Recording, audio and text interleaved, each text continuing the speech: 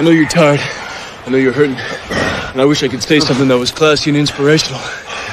But that just wouldn't be our style. Pain heals. Chicks dig scars. Glory lasts forever. Right on. Shotgun. DC right. Flip 90. Dig. On the center. Ready? Ladies and gentlemen, welcome back to another episode of The Bills, guys. And you might notice the smirk on my face, and it is because I am ready, ladies and gentlemen, to get rolling today. That right there, that video should get you pumped up because what do we have to actually talk about today? Dave, let me get my introductions. You know, I shouldn't. I'm jumping the gun here.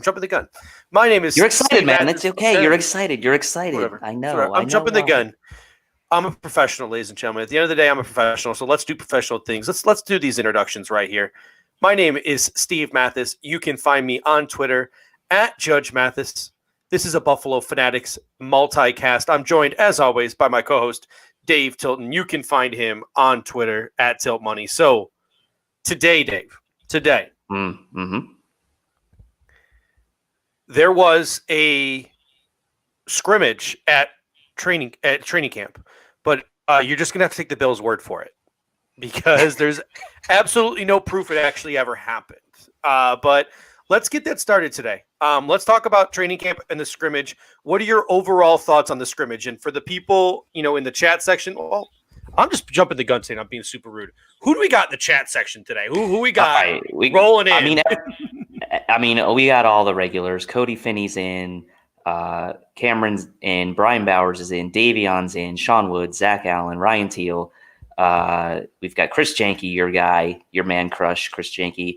We've got my brother in the house, Ryan Tilton. So appreciate him joining tonight. And there's a few others as well. Dr. Memes in the house, Juan Castillo, Truth to Hearts. I'm sure I'm missing somebody, but the comments are flying. Bobby's, of course, in the house. Everybody, I'm sure I'm missing somebody, but we've got a good crew already in here. Yeah, F the Jets. I see you. You're in there too. So thank you. All right. So in the comments section, you guys got to let us know because I think the big news of the day is the quarterback. The big news of the day is the quarterback and what the quarterback did. But there were some transactions on the waiver wires today. So we're going to start off by talking about the media a little bit. And then you guys tell us what you want to hear first. The quarterbacks or the kickers? Tell us what you guys want to talk about first. But first, Dave, we see some still images that the Buffalo Bills just posted on their website. Chris Brown has been suspended for saying that AJ Epinesa is a left end and Mario Addison's a right end. The media is not allowed was pretty much not allowed to cover the scrimmage today. We just got to take the Bills' word for it, the media's word for it, that there was a scrimmage today. You're going to have to keep me contained today because there is just salt water coursing through my veins. I am ready to be salty AF today because I think it's absolutely ridiculous that we as fans don't get to at least see Josh Allen's touchdown pass. Like a 15-second clip, That's all I ask. I just want to see it. I want to see it. And I'm sure you're extra salty because pretty much every other day we've had so far of camp, they've shown at least a few clips or they've shown like camp day 4 highlights and they've at least put like a 2-minute video out of certain things. We haven't seen any of that, but maybe they're going to surprise us and put out maybe like a 5-minute type thing.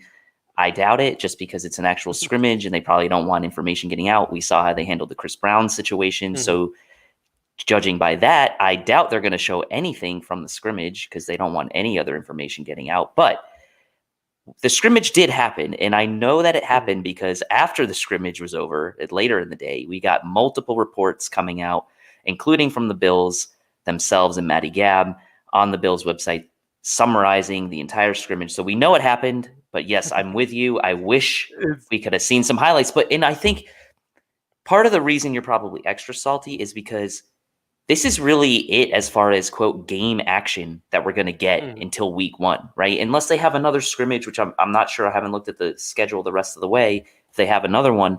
But there's no preseason. We know that. So game action. This is it, man. Like, this is what we wanted. And it's like, even though it's against our own team, it's like the closest we're going to get until we get to week 1. So yeah, I can understand why you're a little salty today. I'm going to try to rein it in a little bit, but I can understand. Yeah, we got Ryan Teal first up. He says Chris Brown, and then I know we got Scott Vanderloo down there too. And he wants to talk about kickers, so we'll get into kickers real quick. But first, to the point that a couple of people are asking, Ryan Teal and a couple others, according to Tim Graham of The Athletic, the Buffalo Bills have suspended Chris Brown, and his speculation is that the suspension stems from Chris Brown getting on the radio on One Bills Live and talking about where the defensive ends were lining up, where guys were lining up along the offensive line. I've been watching the Matt Perino stuff after training camp because that's all we can get from training camp is reports from the porters who are there. So Perino does a great job, and Ryan Talbot does a great job every afternoon of breaking it down for you live on video to go along with their written reports. And they're very cautious. They're like, yeah, Saran Neal had a really good day today. I can't quite tell you like who he was lined up against and what he was doing, but I can tell you he had a good day. And like at the end of the day, I think we can all agree this is Bill Belichick's fault.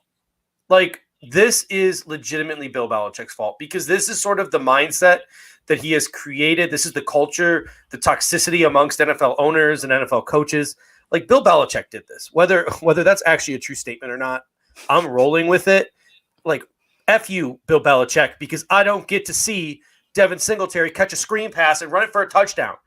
And what have we been begging for as Bills fans for 3 years? A screen pass. And today one went for a touchdown, and I don't get to see it with my own 2 eyes. Thanks a lot, Bill Belichick. You're just gonna have to take the word. And Scott, thank you so much. This is a big time super chat coming in from Scott. That's why I want to put this up right away. Thank you, Scott.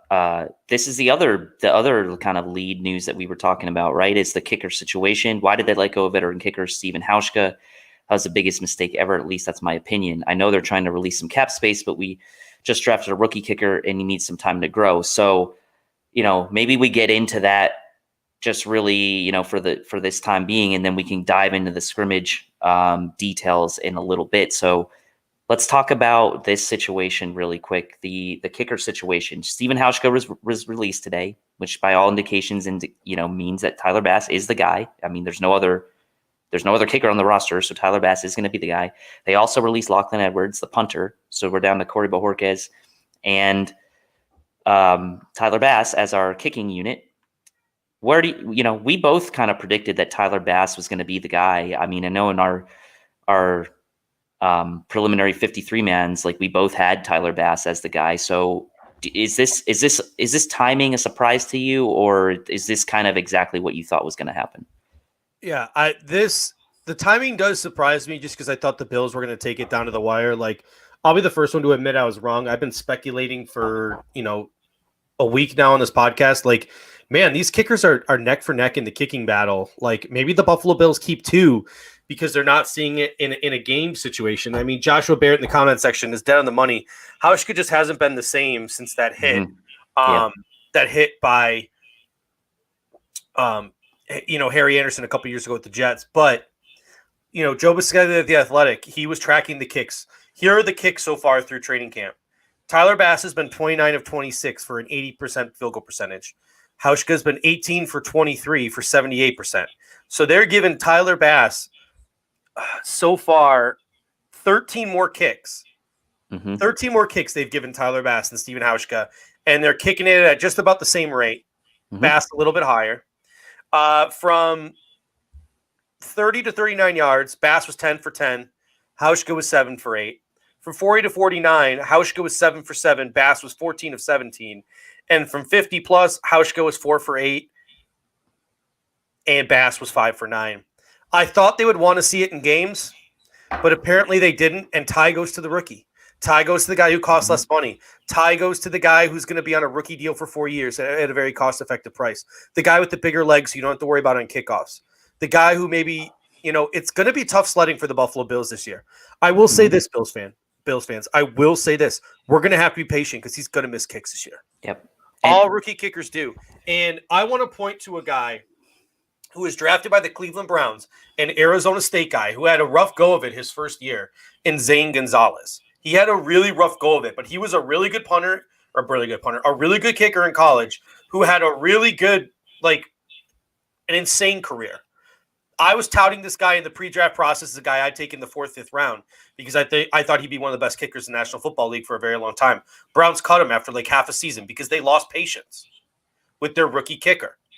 He's now in Arizona, and he's now one of the best punters in the league, going in your top 5 kickers of every fantasy draft. You're going to have to be patient. You're going to have to let him take his lumps. That's something that we're going to have to do. The first time Tyler Bass misses a kick, we can't all lose our freaking minds. We can't. Yep. We're going to have to be patient with a rookie kicker. We're going to need to understand that it might take him half a season, 10 games to take his lumps and get comfortable and get confident. And here's the other thing about this too, at least this is me personally. Hauschka, he had a good game in that Texans game. Indoors, he was okay. But I want to ask everyone legitimately, how confident were you when Stephen Hauschka tried it out onto the field in a bad weather condition or a windy condition or an outdoor condition, during the most of the stages of last year? How confident were you? If you're telling me you were super confident in him, then okay, that's fine. But I know me personally, when he came out, especially in that Browns game when we needed it, when he came out in other games, outdoors, windy, I wasn't that confident, right? I wasn't. So for me, it's like if I'm not that confident in the veteran, because maybe he's lost it a little bit and maybe the injury has lingered, then why wouldn't I go towards and gravitate towards having the rookie, having the guy we drafted and having the guy with the lively leg that could potentially be here for the next decade?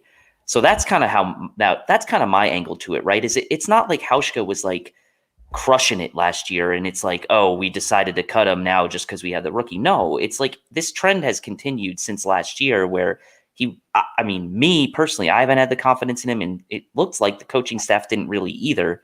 So that's where I come out on that situation. I'm happy for Bass, and I'm not taking away anything from Hauschka because he was a good kicker for us for a long time. And like I said, I'm an NC State guy.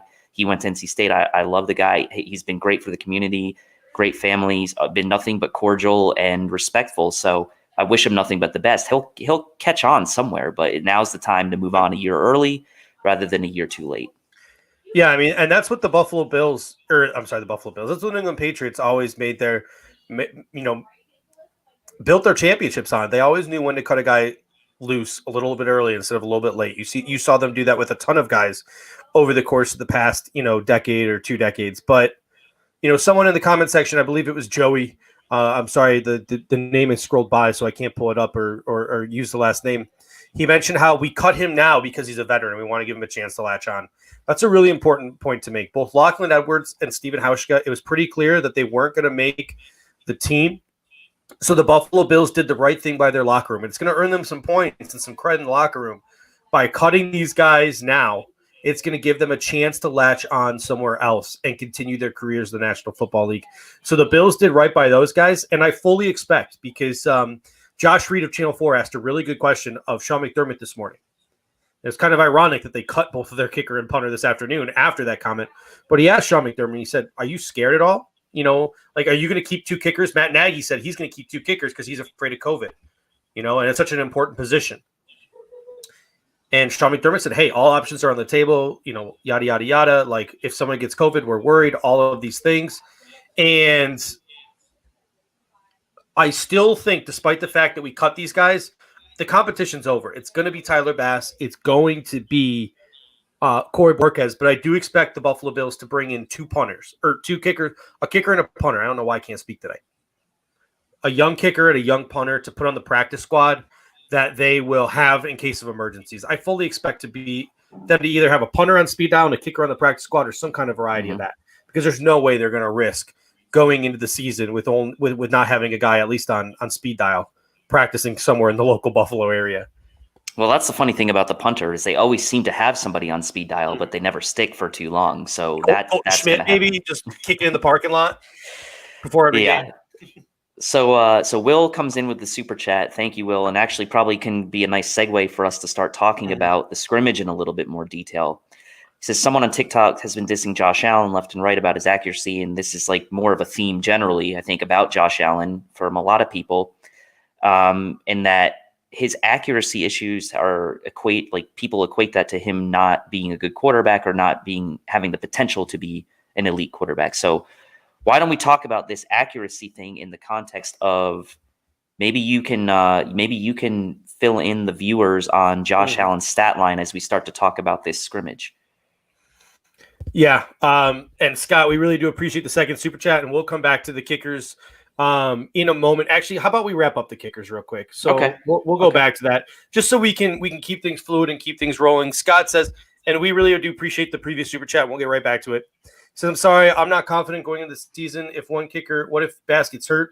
What is Buffalo going to do that? That's the risk you got to take. I think what the Buffalo Bills are realizing is they didn't want to carry 2 kickers on the active roster. Maybe they felt like an extra quarterback or whatever it is was more important than keeping that extra kicker. So like I said, my guess is they're going to have a list of about 5 to 6 veteran kickers on speed dial. And Brandon Beane is very meticulous this way. I'm sure he's in contact with their agents, and he's going to say things like, I want you kicking out on your own. I want you staying active. If Tyler Bass gets hurt, if Tyler Bass, craps the bed, you're up. One of you 5 is up. Keep working out. Like, keep doing your thing. Don't sit on the couch, eat potato chips. Be on speed dial. And I wouldn't also be surprised if they brought in another younger kicker of some variety to come onto the practice squad, to be on the practice squad, someone they can keep their eyes on. Would that guy be as consistent as a veteran? No. You can keep 4 vested veterans on the practice squad, and I think that the Bills would want to put a veteran kicker on the practice squad. I just don't know if a veteran kicker would want to go on the Buffalo Bills practice squad. Because if you're a veteran kicker, you're like, all right, I'm a kicker. I know what I'm doing. I'm going to stay at home, work out on my own, be near my family, all of these things. If something happens to your kicker, call me. I don't want to have my options limited to just the Buffalo Bills. So like the Graham Gano, who just signed wherever, like the New York Giants, the Graham Ganos of the world, the Mike Nugents of the world, all of those guys, they'll be on the Buffalo Bills' speed dial. Like, and so as much as we're worried about it,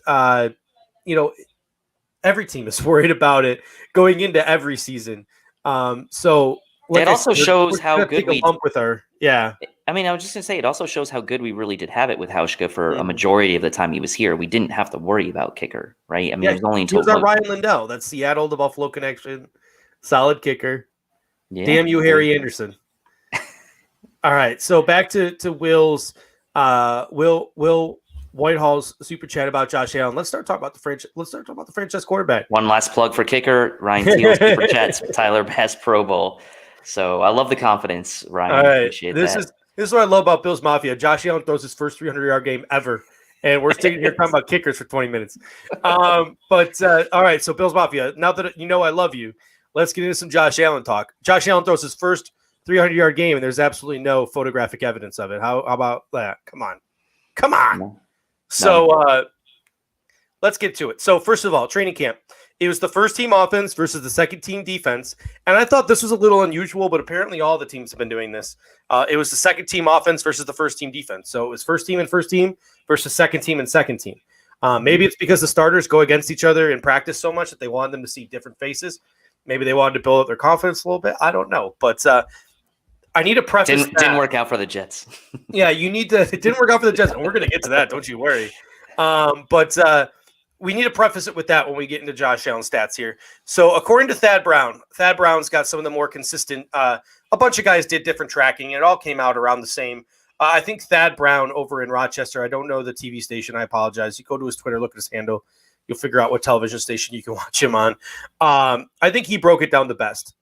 He said that Josh Allen started 16 of 20 for 162 yards, and he threw had a rushing touchdown and a passing touchdown to start the first 3 drives. So 2 touchdowns in the first 3 drives, only 4 incompletions, 162 yards.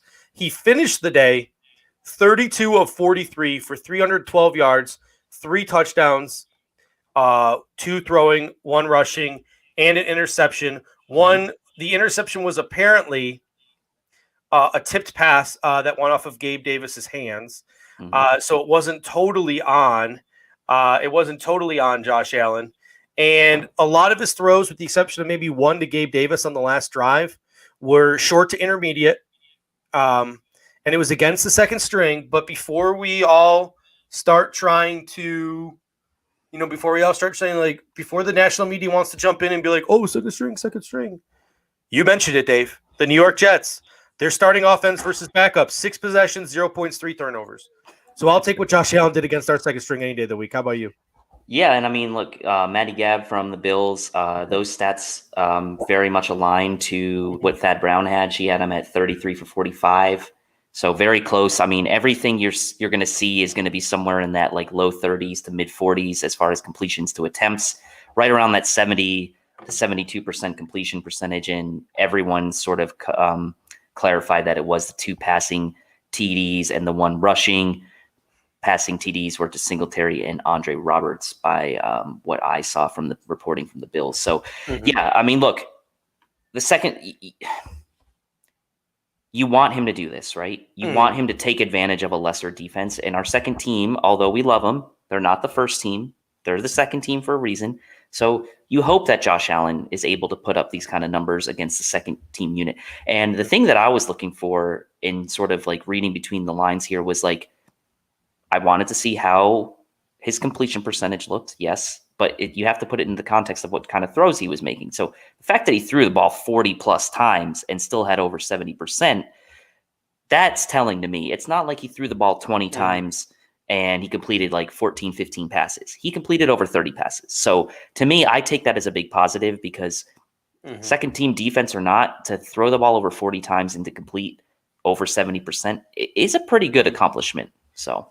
Yeah, I mean, this is the first like sort of like live-ish action. Like they had the real jerseys on. The quarterbacks had those red on red. The first team had the white on, and the backups had the second string had the blue on. I think a couple of things. A couple people have mentioned it in the stat lines. Someone said like he did what he was expected to do. That's important. Going into year 3, doing what you're expected to do. Sam Darnold going into year 3 is out there embarrassing himself. So that's really important. Number 2, someone said in a windstorm. So those are some things, like as cheesy as it sounds, those are a couple of positives that I think I want to take out of practice today. And a couple people, there were some things that Matt Perino mentioned earlier too. And he wasn't mentioning it within Stephon Diggs. He was having a conversation about the offensive line. So throwing in that windstorm, making the nice completions that you have to make. Thad Brown, I thought I screenshot it and I didn't. But essentially, Josh Allen's best drives were his first drive and his last drive. Like he had a really big first drive, worked him down the field, scored a touchdown. 16 plays. The first drive was 16 plays. Incredible. And then the last drive, he had a deep throw to Davis and then concluded it with the Andre Roberts touchdown, which was like a 39-yard throw. So he had some really big plays on that last drive. And he still did some damage in between, as you could tell by his stat line. So, he was consistent throughout. It wasn't just like 1 or 2 drives and then people adjusted. Captain Clutch is still there with that last just coming out of halftime, I guess, because they played 2.5 quarters. But what I want to get Richard Rush makes a good point too. This whole thing was without Stephon Diggs, and we haven't even talked about Stephon Diggs missing it for back soreness. But that's also a good sign as well. Yeah, and Matt Perino was talking about the offensive line. He was talking like, Ed Oliver got pushed back on Brian Winters, and we've got a great comment here from Will. He says, what happened to Sam Darnold? He's seeing those ghosts. Hey, and that gets me to my next point. That gets me right to my next point. Matt Perino was talking about offensive linemen, right? And he was talking about how Cody Ford was getting pushed back, how Daryl Williams was getting beat around the edge by Mike Love, how our defensive line, which is having a really good camp, both the starters and the backups. Yikes. We're going to get, when we get to the defensive line, I'm going to talk about how huge and important this is, that our defensive line is playing lights out right now. Because it's going to mean that we need to start 2-0. But he made a comment numerous times.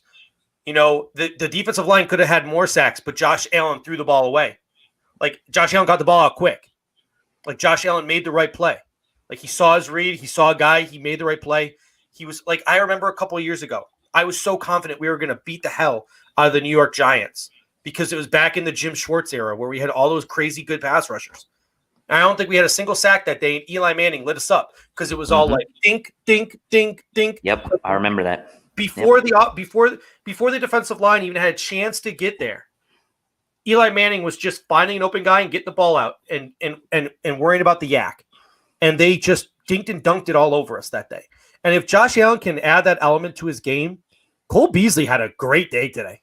Like, he's the forgotten man, and we're going to talk about the wide receivers in a little bit. Cole Beasley had an amazing day today. An amazing day. And he's going to be that security blanket for Josh Allen. if Cody Ford or Daryl Williams or whoever's on that right side, Brian Winters, is getting pushed back or getting beat around, look for Cole. Look for Cole Beasley, because chances are with Stephon Diggs and John Brown on the outside, he'll be open somewhere over the middle. So I'm really looking forward to that element of the Buffalo Bills offense, the ability to sustain drives with Cole Beasley, the ability for Josh Allen to maybe, not in a bad way, but just dump the ball off a little bit more this year. So I think that's an unheralded and untalked about part of this offense. We all talk about the deep ball. We're all talking about the deep ball right now. But let's talk about Cole Beasley and just those short little dunk offs to avoid the sack, get a couple of yards and stay alive and get to you the drives and put us in better third and distance situations.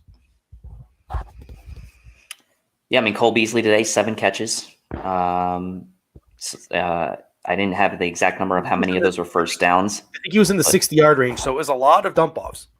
It wasn't a lot of yards per catch.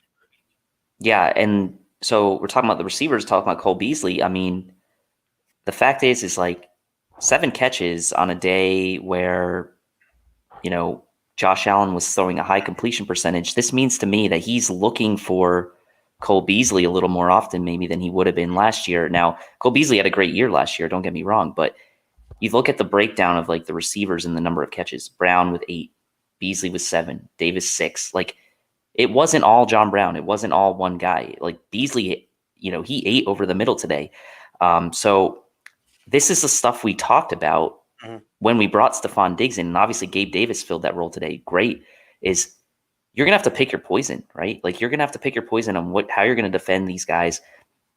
3 legitimate receivers. Add Gabe Davis to the mix. Now you have 4 potentially, and Josh Allen's gonna be able to, if he can make that improvement in his decision making and then make that just little bit of incremental quickness in going through his reads, like Cole Beasley's going to be a benefactor there. I mean, it's going to be huge for him over the middle. And honestly, I know we didn't talk about it yet, but like the forgotten man today was honestly Dawson Knox. I heard very little about him. I think he had 1 catch maybe, or maybe more, but I only saw reported that he had 1. So that's without Dawson Knox even really making a dent in the stat sheet today. So hats off to Cole Beasley. And I mean, you could tell that chemistry from last year with him and Brown has carried over into this year, and Allen really trusts him.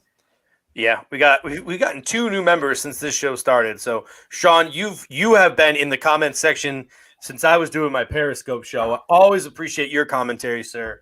Thank you so much for becoming an official member of the Bing Squad. And I think from now on, whenever we get a new member, I'm going to sort of do the opposite of Rico. Rico gives you a very sort of like high-pitched, very enthusiastic, like bing, bingity, bing. I think just for humor's sake, I'm going to give the exact opposite. I'm going to give you the most monotone bing, bingity, bing.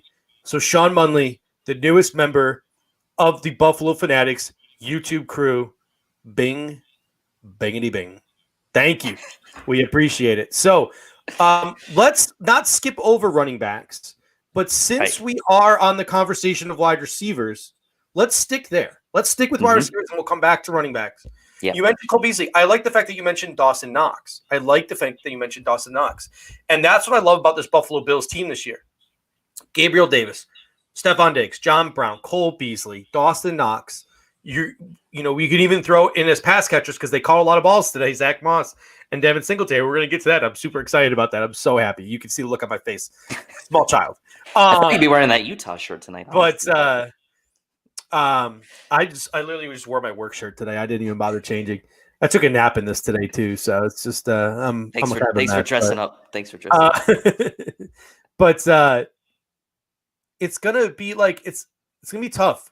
If you're not Stephon Diggs, it's gonna be really tough to play fantasy receiver for the Buffalo Bills this year, because I honestly feel like 1 week it could be Cole Beasley's big day, or the next week it could be John Brown's big day, or the next week it's very hard for everyone to have a big day all the time. I think to be expected, like last year, John Brown always had a solid day. John Brown always had the solid day. That's going to be Stephon Diggs this year, and then it's going to be up to other guys to sort of fill in that void. And Will, don't feel like we forgot you. We're going to bring that up when we get to running backs, okay? But we really appreciate the super chat. We will bring that up when we get to running backs. So, it's going to be really tough in fantasy this year to sort of figure all those things out. And not in fantasy. Yeah, in fantasy to figure all those things out because it's tough. There's only one football to go around. And somebody tweeted out yesterday, they're like, is Jonnu Smith the best yards after catch tight end in the National Football League? And I thought to myself, like, yeah, maybe Jonnu is, but like, guess who's ready to come onto the scene as one of the best yak tight ends in the National Football League? It's George Kittle. Yeah, it's definitely George Kittle, but I think Dawson Knox is ready to come onto the scene because you saw the way he would bulldoze these people. And there's actually like a really cool TV commercial where the guys are sitting on the couch playing Madden, and Dawson Knox is sitting there on his iPad telling them to use a stiff arm, and they keep refusing to use a stiff arm and getting tackled before the goal line. It's a great commercial if you haven't seen it yet. One of the Buffalo Bills commercials. They do a pretty good job with those commercials. They're at least this year they have. But he's a guy just like Cole Beasley, where maybe he's that forgotten man. Mm-hmm. And if Josh Allen needs to dump the ball off, and Dawson Knox is sort of that forgotten man, he catches the ball, and there's some space, he could do some damage in the yak. And I know he's had a quiet training camp, but I think a lot of the focus has been on getting guys like Stephon Diggs integrated. And I think, contributions and Gabe Davis, I think contributions from guys like Dawson Knox will come in chunks. And that might honestly be good for Dawson Knox's development. Last year, it was Cole Beasley, who's a slot receiver, so he had to play the slot, and everyone knew he was the second best receiver, so they were double covering him in the slot, and John Brown was being double covered on the outside, and they were our best receivers despite the fact that there were only two real weapons. Now that we actually have legitimate threats, it takes the pressure off of Dawson Knox. He doesn't need to catch all these crazy passes. He doesn't need to be one of the main focal points of the offense. He doesn't need to contribute every week for us to be successful.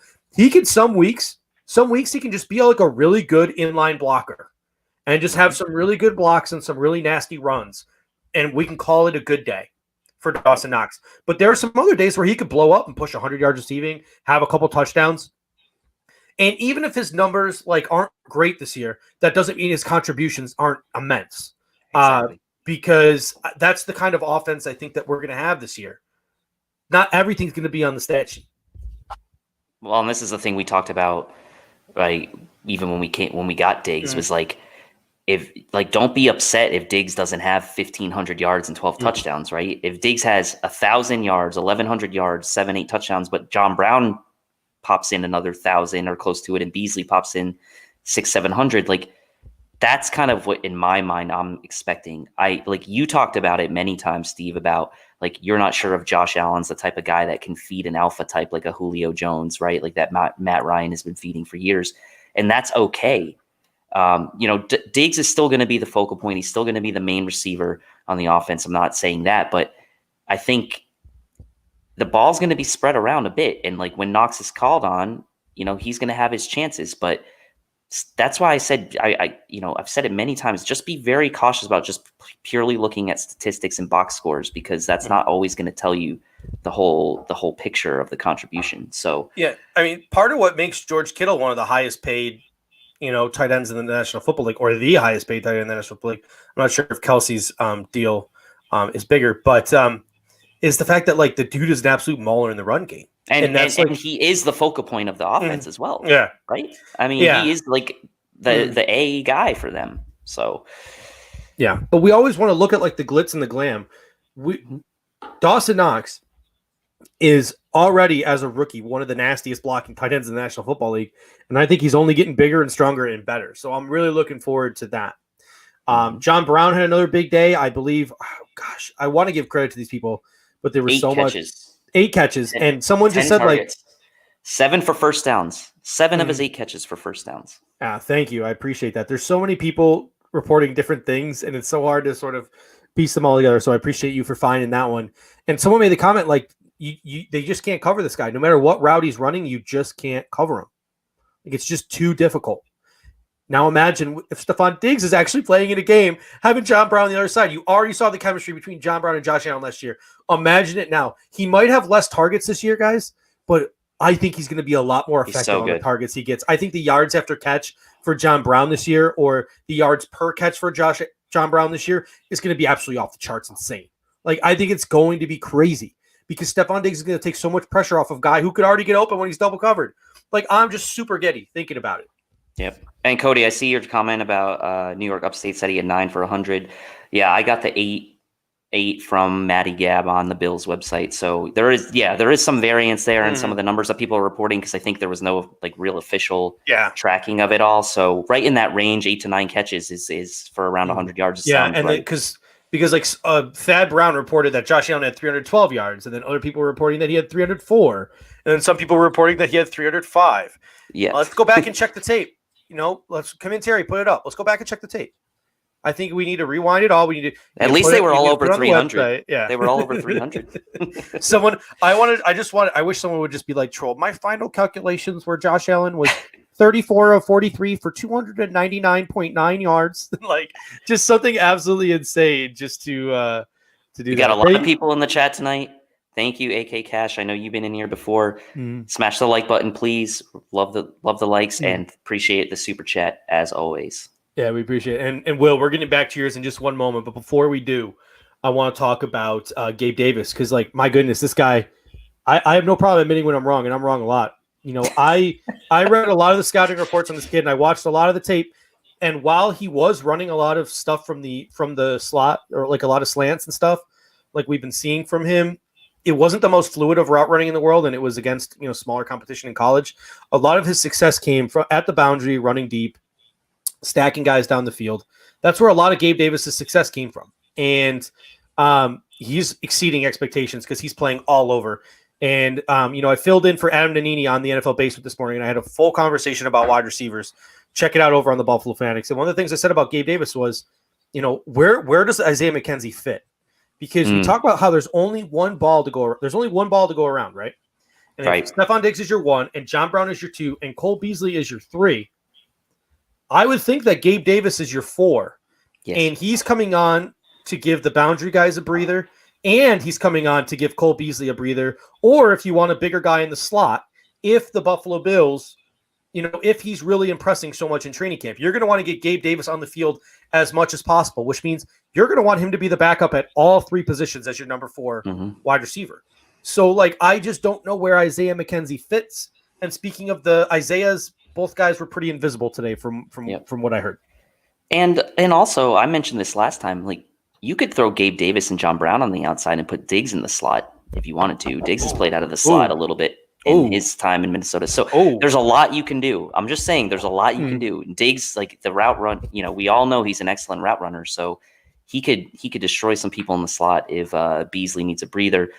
Point being is that with those 4 guys, you have a lot of flexibility in where you can line guys up. All right, let's transition now to the running back position, and we'll start with fantasy, and then we'll talk about, actually, let's talk about what they did on the field first. Okay. So the reports from Devin Singletary, some fumble issues. He's fumbled twice so far in camp, including once today in the scrimmage. And James Snead, don't worry, we're getting the offensive line next. We're going straight in order here, but of positions, that is. But Singletary had a fumble today. He's had 2 fumbles and 7 padded practices. He had the highest fumble rate of any running back in the NFL last year. It's a concern. I'm not worried about it until I actually see it in the regular season. But a lot of people are questioning whether Devin Singletary really has a stranglehold on the majority of the carries. He had a good day today. Caught some screen passes for a touchdown. Don't know if the Bills wanted that one to get out, but multiple screen passes were thrown today Devin Singletary's way. And he took one of them. And he took one of them. Maybe the Pagulas went up to the reporters and were like, tell them we're running screens, even though we're not. Tell them we're running screens. Heard about it for 3 years now. We're not really going to do it. Just tell them we are. So they think we're going to do it. But according to the people who were there, according to eyewitnesses, Devin Singletary took a screen pass to the house for a touchdown today. Zach Moss had a nice catch that he, juked out a guy one-on-one and ran for a first down after the catch. And apparently Zach Moss had the play of the game. Ooh, truck stick. He truck stick Dean Marlowe at about the first down marker. I love Dean, but man, he got just threw him to the ground. So according to a bunch of people in the know, guys like Joe Biscaglia from The Athletic, Devin Singletary, I don't want to say he's falling, but he's sort of plateauing. And a guy like Zach Moss is really rising. I think we're going to see a situation this year where honestly, I did not think we were going to see this. I honestly thought Sean McDermott, Mr. Process, COVID shortened off season, Zach Moss is going to have to earn his reps, all these things. I was wrong. I think I'm wrong. I think it's going to be legitimate, like 55-45 Singletary Moss, 50-50 Singletary Moss to start the season. And if the Buffalo Bills have a lead, it's going to be the Zach Moss show, folks. It's not going to be the Devin Singletary show. It's going to be the Zach Moss show. I think Zach Moss will end up having more carries than Devin Singletary this year. It'll be close. And it's going to be really exciting to see, because if Zach Moss is getting more carries, it's probably because we have a lot of leads that we're trying to milk. So I'm actually rooting for Zach Moss to get more carries, because that's not to say that Devin Singletary can't be effective with less carries. We talk about, Isaiah McKenzie might get cut. Well, Devin Singletary produces those same exact, different position now, but those same exact type of splash plays. So minimize the carries, maximize the value of the carries, because he's breaking off bigger plays. All right. So that's what I'm trying to say with Devin Singletary. So that's the point I'm trying to get. Anthony disagrees in the comment section. Let me know in the comment section how you feel. And obviously I want your take here. Let me take you back about a year. And we're talking about LaShawn McCoy having a great camp, and Singletary, also having a good camp. And it was like, there's no way that Singletary was going to unseat the future Hall of Famer, especially knowing McCoy was having a good camp and, by all accounts was going to lead the charge. McCoy gets traded, cut, whatever. Singletary's a third-round pick. Moss, third-round pick. There's nothing to say. There's nothing other than the fact that Singletary's had a year more in the league and on the team. There's nothing to say that he's not going to be, like, he's guaranteed to be the guy that leads the charge. I mean, we all kind of think he will be, at least initially, but by all accounts today, it seemed like it was a pretty even split as far as the workload. We're reading between the lines a little bit there, but it sounded like it was fairly even split between those two guys. And if Zach Moss is able to deliver in the passing game as well, he's the bigger dude. He's going to be the closer. He's going to be the guy on the goal line. With Josh Allen, like Josh Allen could run in the goal line. Zach, like, you're going to have to pick your poison, right? So I like, getting to the fantasy question, like, just to touch on that a little bit, because I know that was the question from Will. Singletary is the guy that's being drafted higher right now, but I don't want to pay the premium for Singletary on where he's being drafted. I'd rather pay down for Zach Moss on the chance that they may end up having very similar stat lines at the end of the year. Yeah, I'm with you, because I think that Zach Moss could vulture some touchdowns from Josh Allen on the goal line this year. That's number one. But the question then becomes, in a PPR league, I think Devin Singletary could clean up. Like, I think you're going to see a situation where a guy like Devin Singletary gets 15 touches a game. I think both guys are guaranteed 15 touches a game for a total of 30 touches. Or both guys are guaranteed 12 to 15 touches a game. Yeah, that's a lot of touches. To get into that 24 to 30 range, depending on the game. But while I see 15 touches as Devin Singletary's ceiling, I think Zach Moss could wholly exceed that on a game-by-game basis, depending on how the game is flowing. We got a comment from Zach here. Do you want to start to chime in on Zach's comment? Thoughts on Isaiah McKenzie, his stat line for today? Because we kind of mentioned it. Both Isaiahs were invisible. I don't think either touched the ball in the scrimmage today. I don't think the Bills, Maddie didn't report any stat line on McKenzie. So I don't know that he was even logged anything in the box score. I mean, you try to piece this together a little bit, right? If you say Josh Allen had 32 completions, 8 to Brown, let's say 9 to Brown, 7 to Beasley, that's 16 right there. Another 6 to Davis, that's 22. So then you're talking about 10 more completions, and we know Singletary had a couple and Moss had a couple, and Knox had 1. So like maybe there was like 1 or 2 others, like I don't know where they came from, but pretty invisible. And like you said, the other Isaiah Hodgins also, like, nothing really reported on him. So this has been a very contested debate by a lot of fans and by us and by a lot of people, right, on like Isaiah McKenzie, Isaiah Hodgins, Robert Foster, Duke Williams, like the bottom of this receiver depth chart. And I don't know that it really matters, honestly, if Gabe Davis is showing out like he is and you have Dawson Knox there. Like, it doesn't really matter to me, honestly, after that fourth guy. You got Roberts as the return guy, and he's showing some chops too. Oh, forgot about him. He caught a few balls as well. So, even Roberts was catching balls ahead of guys like he caught a really nice touchdown. He caught a really nice touchdown, not just in the scrimmage, but he had a really nice over-the-shoulder touchdon in practice the other day too. Yeah, that one was the one we actually got to see, right? So if Roberts is doing stuff like that, can confirm that actually happened. Can confirm. Then I don't really care what happens, honestly, after those 5 guys. Like, whatever. The coaching staff can do what they want. Keep 6, keep 7. I'm indifferent. Yeah, it's to a point where, like, I said it on the I said it on the podcast this morning, filling in for Adam and Nate, and it was actually the promo clip. Like, I love Isaiah McKenzie, the player. Don't get me wrong. I'm rooting for him, but I just don't know if Isaiah McKenzie and the Buffalo Bills are a fit for one another anymore. Isaiah McKenzie was great last year, and all those little gadget plays and the manufactured offense was great for an anemic offense that didn't have the star power to do it, on their own merit. Like, we just didn't have the guns to score points the real way last year, so we had to come up with gadget ways. And there's nothing wrong with that.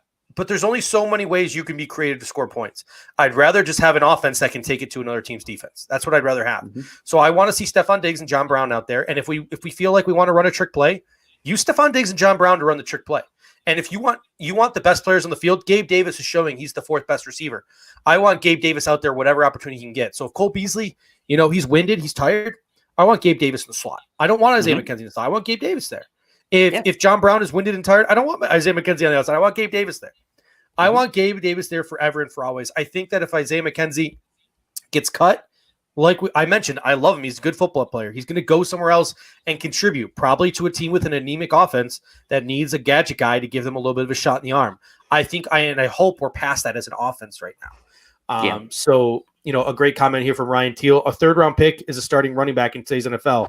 Speaking of that, Ryan Teal, all right, I'm gonna set the stage for you. I want to sort of flash forward to the year 2022. Okay, I want to flash forward to the year 2022, and the Buffalo Bills in the third round of next year's draft select Jarrett Patterson, running back, University of Buffalo, the three-headed monster in Buffalo. Brian Dable just turning the Buffalo Bills into the Bama Bills and just running all over people. That's a homer pick for the third round next year. Just give me another running back, Jarrett Patterson. It'll never happen. There won't be a fullback on the team then. If that's one other quick point on the McKenzie and Hodgins thing. Like they were probably playing with Matt Barkley today. So and I don't really know what they reported on Matt Barkley. It sounded like the first team defense just absolutely cleaned up, which I know we're going to transition into talking about that now, but maybe that's also why I don't think we got any real stats on that second team offense, which likely is where McKenzie and Hodgins were. All right. So my last question to you for the running back room is TJ Yeldon. What are his chances to make the team, you think?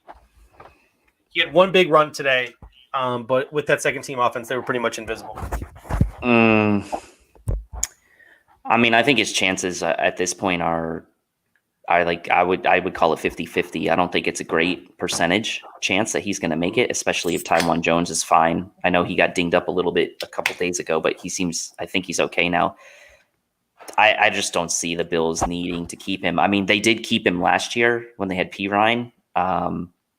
But different situation this year, right? Because he couldn't really play running back. Taiwan Jones really, he could in a pinch.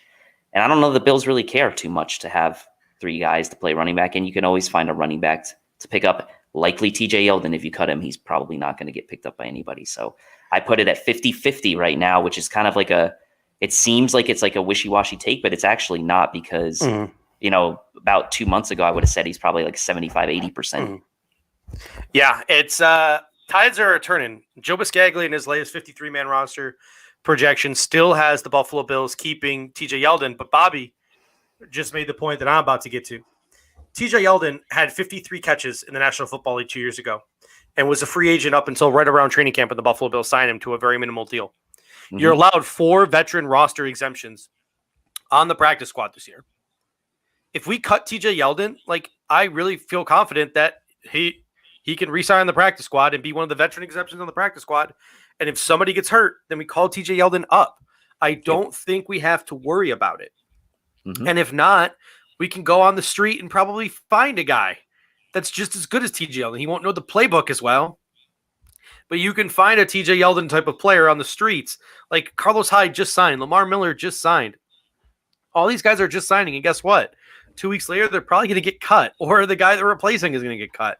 There are better players out there. There are better players out there that are still not signed. Devontae Freeman has not signed anywhere yet. Beast mode. Anyone want to bring beast mode back to Buffalo if Zach Moss goes down?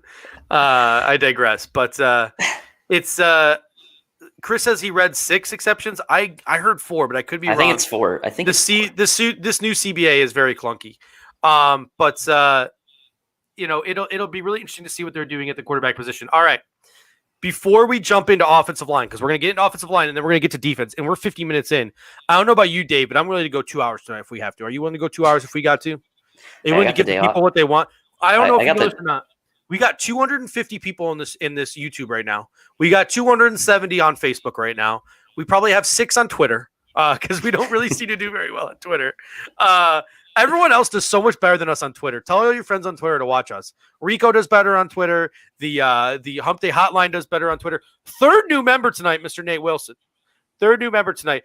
I say if you are in this chat right now to celebrate Mr. Nate Wilson joining the Buffalo Fanatics, how about you smash that like? Because we're at 95 likes right now. Let's get into the triple digits, folks. Yeah. Let's get into the triple digits. Thank you, Nate. Bing. Bingity bing. We might be talking to ourselves by the time we hit 1 hour 45, but that's okay. We're used to that. We're used to that anyway. That's what we used to do when we had a podcast, right? Yeah. So let's get to it now. Offensive line. So we're almost we've done special teams and we've done most of the offense. We got the offensive line to go now. Let me pull up my notes here. First of all, sacks galore. So that's something to be concerned about. Mike Love had 2 sacks today on Daryl Williams. Brian Winters got pushed back into the quarterback by Ed Oliver. Some things you can read into that is that Daryl Williams was getting first-team reps at right tackle because if Mike Love is running around Daryl Williams, that means Mike Love is the second string, and Daryl Williams is the first string. Means that Daryl Williams is playing right tackle because I don't think he's playing left tackle. There's so much deductive reasoning we can do. And then my next take was like, well, Brian Winters got pushed back by Ed Oliver. Ed Oliver's a starter, so that must mean that Brian Winters is playing with the second string. But which means Cody Ford is your right guard. And there's photographic evidence. Bobby found the photographic evidence of Cody Ford at right guard in those pictures that the Buffalo Bills posted. Nice try, Buffalo Bills. Cody Ford played some right guard today. But they could have been swapping some jerseys because then I read in Matt Perino say that Tanzel Smart pushed Brian Winters into the backfield for a sack. So maybe they had Brian Winters switching jerseys. Maybe Brian Winters just stinks. Maybe that's what it is. So let's get to it and let's start with Brian Winters because Dawkins is fine. Spain is fine. Morris is fine. What is right guard and right tackle going to look like? Is there an actual opportunity for Cody Ford to legitimately be a right tackle on this football team? Because you just mentioned it. Does Brian Winters suck? Yeah, I think he does. I do. I mean, look, he does. I think he does, man. I mean, look, they brought him in. I mean, yes, the reports were many teams were interested in him. Okay, great. But like we saw the Epinesa play. Okay, you could justify maybe he tripped over Daryl Williams. But then he's like getting destroyed again today. And so it's like we're starting to put these bits and pieces together about him, and he just every time we hear it, it's not good news. Like he's just getting destroyed every time we hear about him. So, one, I think it really shows the importance of John Feliciano and wishing him a speedy and healthy recovery. Please, John, come back. And then 2, the real possibility that Cody Ford is going to be the right guard to open the season if Brian Winters can't hold his own there, because you don't really have a ton of options, to be honest with you. Like, I don't want to see Daryl Williams playing guard. He's better at tackle. Feliciano's hurt. Winters is there. Like, unless you kind of start thinking about guys like Ike Butker or like people like that you really don't want to have as starters, like this is a legitimate possibility that Cody Ford is going to be your right guard to start the year. Yeah, so let's get into some comments because there's a lot of comments. Someone said, "What about Ty and Seki?" So let me run through and you can add some more context to this. From some of the eyewitnesses I've seen, Brian Winters got worked over by Ed Oliver and Tanzel Smart. Daryl Williams got worked over twice by Mike Love at right tackle. Cody Ford did okay in his time, and I think Cody Ford transitioned a little bit between guard and tackle, because Joe Biscaglia got mentioned a couple of times he got beat around the edge, but Josh Allen wisely got the ball out. And then Joe Biscaglia also mentioned that I believe he said one of the Vincent Taylor was able to get under his pads and push him back. So that would say that Cody Ford was also playing guard, and he was probably playing average guard. And that's probably because he's flipping back and forth between right guard and right tackle. He needs to pick a spot. Daryl Williams got worked over twice at right tackle. Matt Perino, Joe Biscaglia said Ty and Seki had himself a day, or it might have been Matt Perino. It was one of them. Go back and read their articles. One of them said that Ty Nsekhe had himself another solid day. And Anthony, we're going to get to that point in a minute too, because a couple people have brought this up. Anthony and Sterling, both guys from the Hoof Pod, have what a debut for them by the other day, by the way. Check them out on Tuesday. Great job. Right here. That was great. The Eagles just lost Andre Dillard for the year. Do we want to trade them Ty Nsekhe? Hell no. Hell no. In my opinion, hell to the nah. Hell to the nah. Not if Daryl Williams is giving up 2 sacks. Not if Daryl Williams is giving up 2 sacks in trading camp. No, I want Ty Nsekhe. I love Ty Nsekhe. I think he's one of the most underrated offensive linemen in the National Football League. What I would like to see, based on all the reports I'm hearing at camp, is I would like to see Cody Ford start the year at right tackle. I would like to see Ty Nsekhe start the year, Cody Ford start the year at right guard. Ty Nsekhe start the year at right tackle. And then when John Feliciano is healthy, make the decision then what you want to do. If Cody Ford is playing really good at guard and Ty Nsekhe is playing really good at tackle and it's working, keep John Feliciano as one of the best backups in the National Football League. Could play right guard, left guard, center. Yep. Yeah. If it's not working, make your adjustment. Whether it's putting John Feliciano at right guard and maybe bringing Cody Ford to the pine to take some mental reps from the bench, or putting John Feliciano in at guard and maybe having Cody Ford and Ty Nsekhe go back to that rotation at right tackle. Yeah, from last year. Maybe Ty Nsekhe on obvious, passing situations like 2-minute drills and stuff like that, and Cody Ford in sort of like when you're trying to milk the clock type of situations, you're trying to run the ball more. So maybe go back to that. But that's what I would like to see from our offensive line. I don't think I want to see Daryl Williams as a starter, especially if he's getting worked over by a guy like Mike Love. And that brings us to Brian Winters. If Brian Winters isn't a starter, does he make this roster? Because I don't think he does. I'd much rather keep like a guy like Evan Boehm or Ike Bucker who can play multiple positions, or even Ryan Bates. I mean, honestly, apparently Ryan Bates, with the exception of one bad snap, had a pretty good day today, and he's been outplaying. Joe Bisaglia has been outplaying Ike Bucker in camp thus far. Yeah. So if Winters is shit all camp and he doesn't earn a starting job, then I don't see any reason to keep him around. It also would lead me to believe that they, we know that Spencer Long retired, but it would lead me to believe that he might not have made the roster either, potentially. So I would rather keep a younger guy like a Bates or a Butker or a Boehm, right, than a Winters who, by all accounts, has been not very good so far.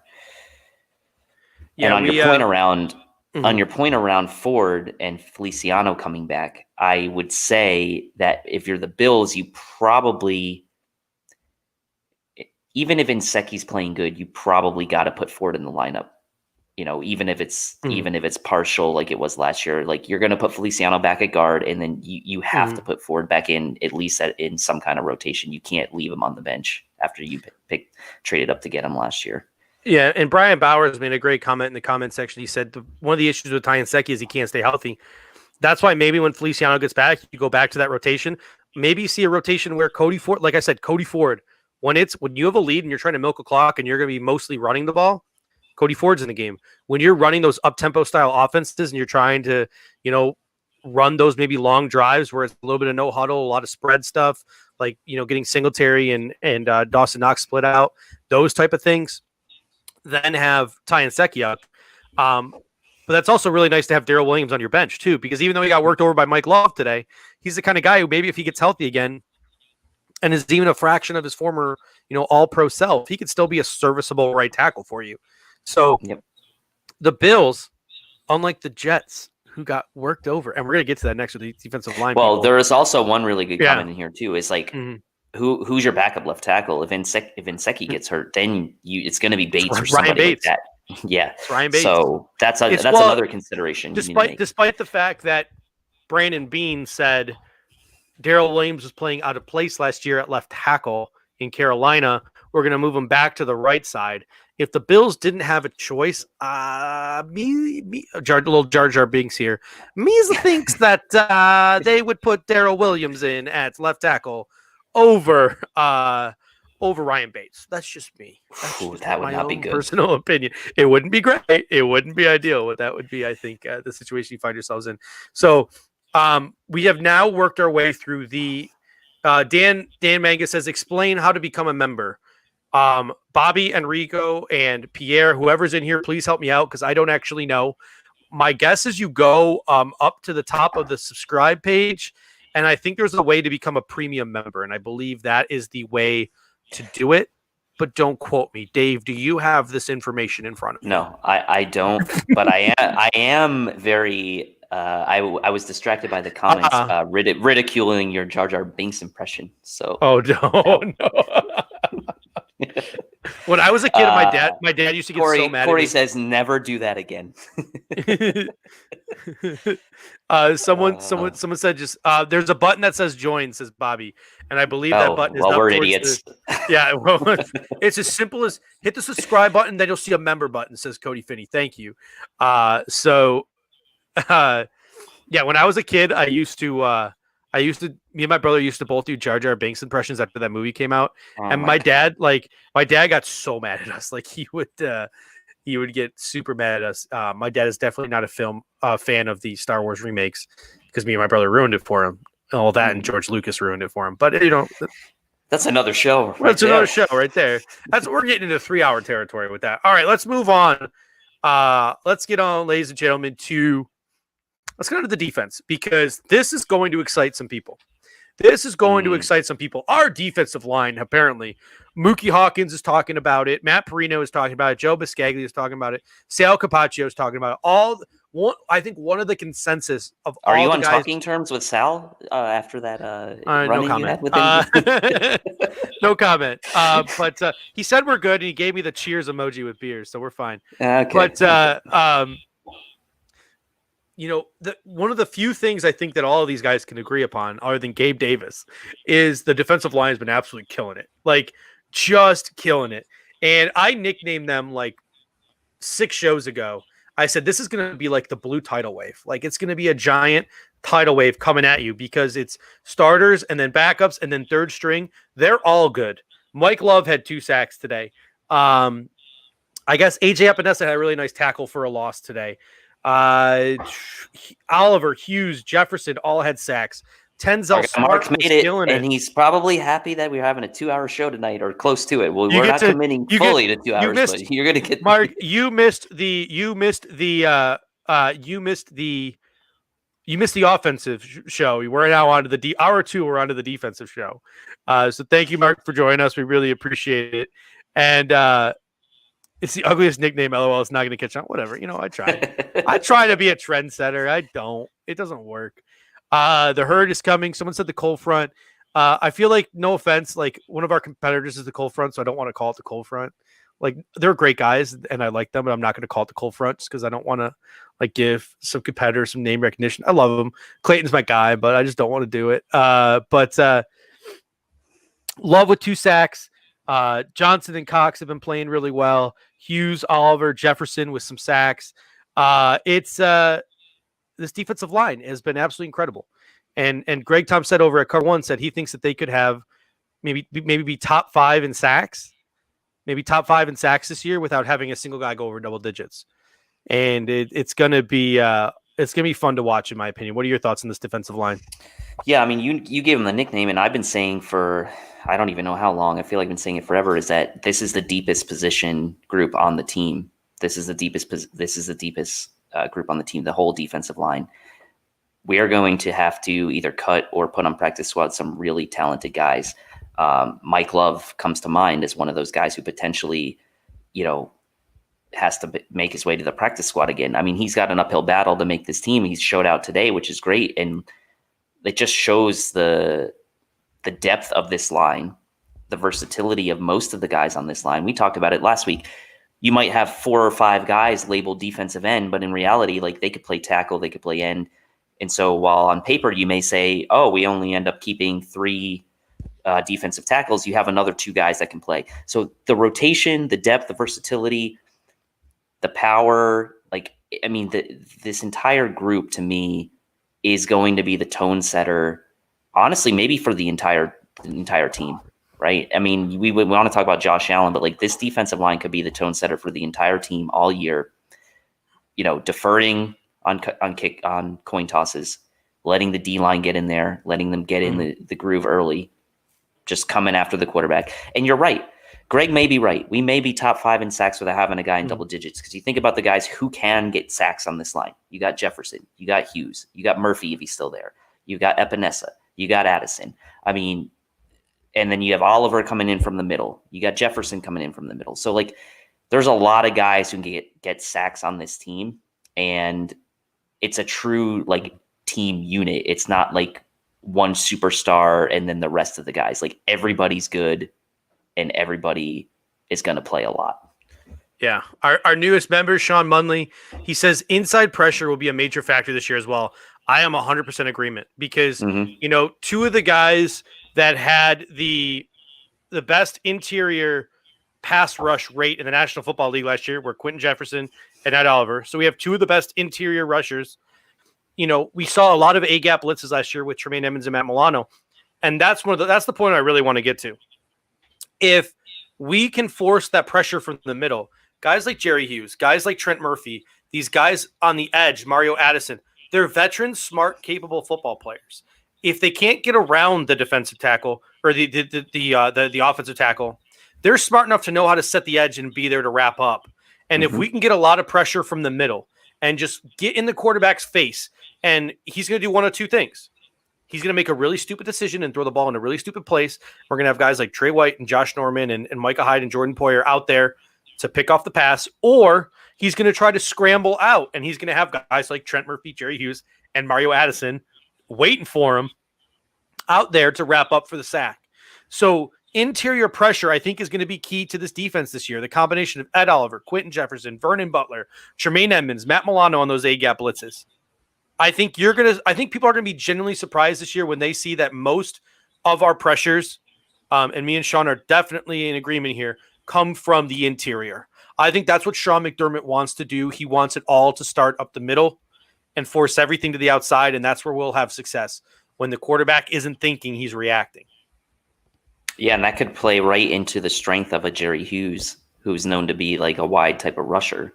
Get that pressure up the middle, force the quarterback to kind of get out of the pocket, you know, either spin to the left, spin to the right. Who's waiting for him? Jerry Hughes is waiting for him.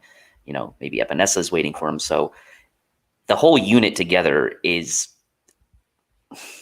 I feel like it's like a really good collection of guys with like slightly different strengths, but they all collectively like will work well together. Like, I don't think there's one guy that I can picture on this defensive line that's like not a fit, or it's like a guy that I'm like, oh, you know what? He's probably not going to do much this year. Like, I feel like all of these guys are going to have opportunity this year. And I think that's what makes this whole thing great, right? Is even if you're a guy like Epinesa, who maybe isn't getting run yet with the ones, or even if you're a guy like, I don't know, Quentin Jefferson, who might not be getting run with the ones, like, you're going to have opportunities in games and you're going to have plenty of snaps to kind of make your presence felt. So, I mean, we saw it with Jordan Phillips last year as like as a guy who wasn't necessarily like a full-time player, make his presence felt. So I'm confident in this group. It's probably the most, like, honestly, the most confident I am in any group is this group right here. And it's going to open up so much for things at the second level. Because like I said, like, if they can rush the pass, we had a show earlier this year. We talked about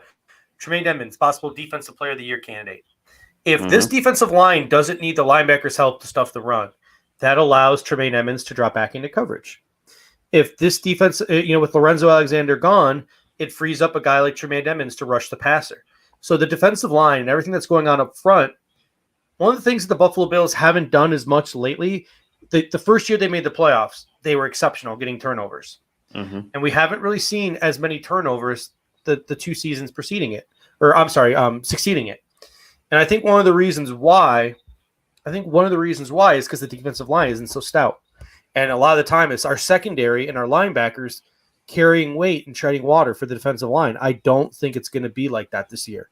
I really think that the defensive line is going to be able to carry their own weight, and that's going to make the linebackers and the secondary even better. And I think that it's going to force more turnovers, which I think is going to lead to the offense scoring more points. And I think it's going to be awesome. And Bobby with the comment, which puts me back on track because our show's been going so long, I forgot one of my favorite topics. He says, "Sheesh, we are going to destroy the Jets week 1."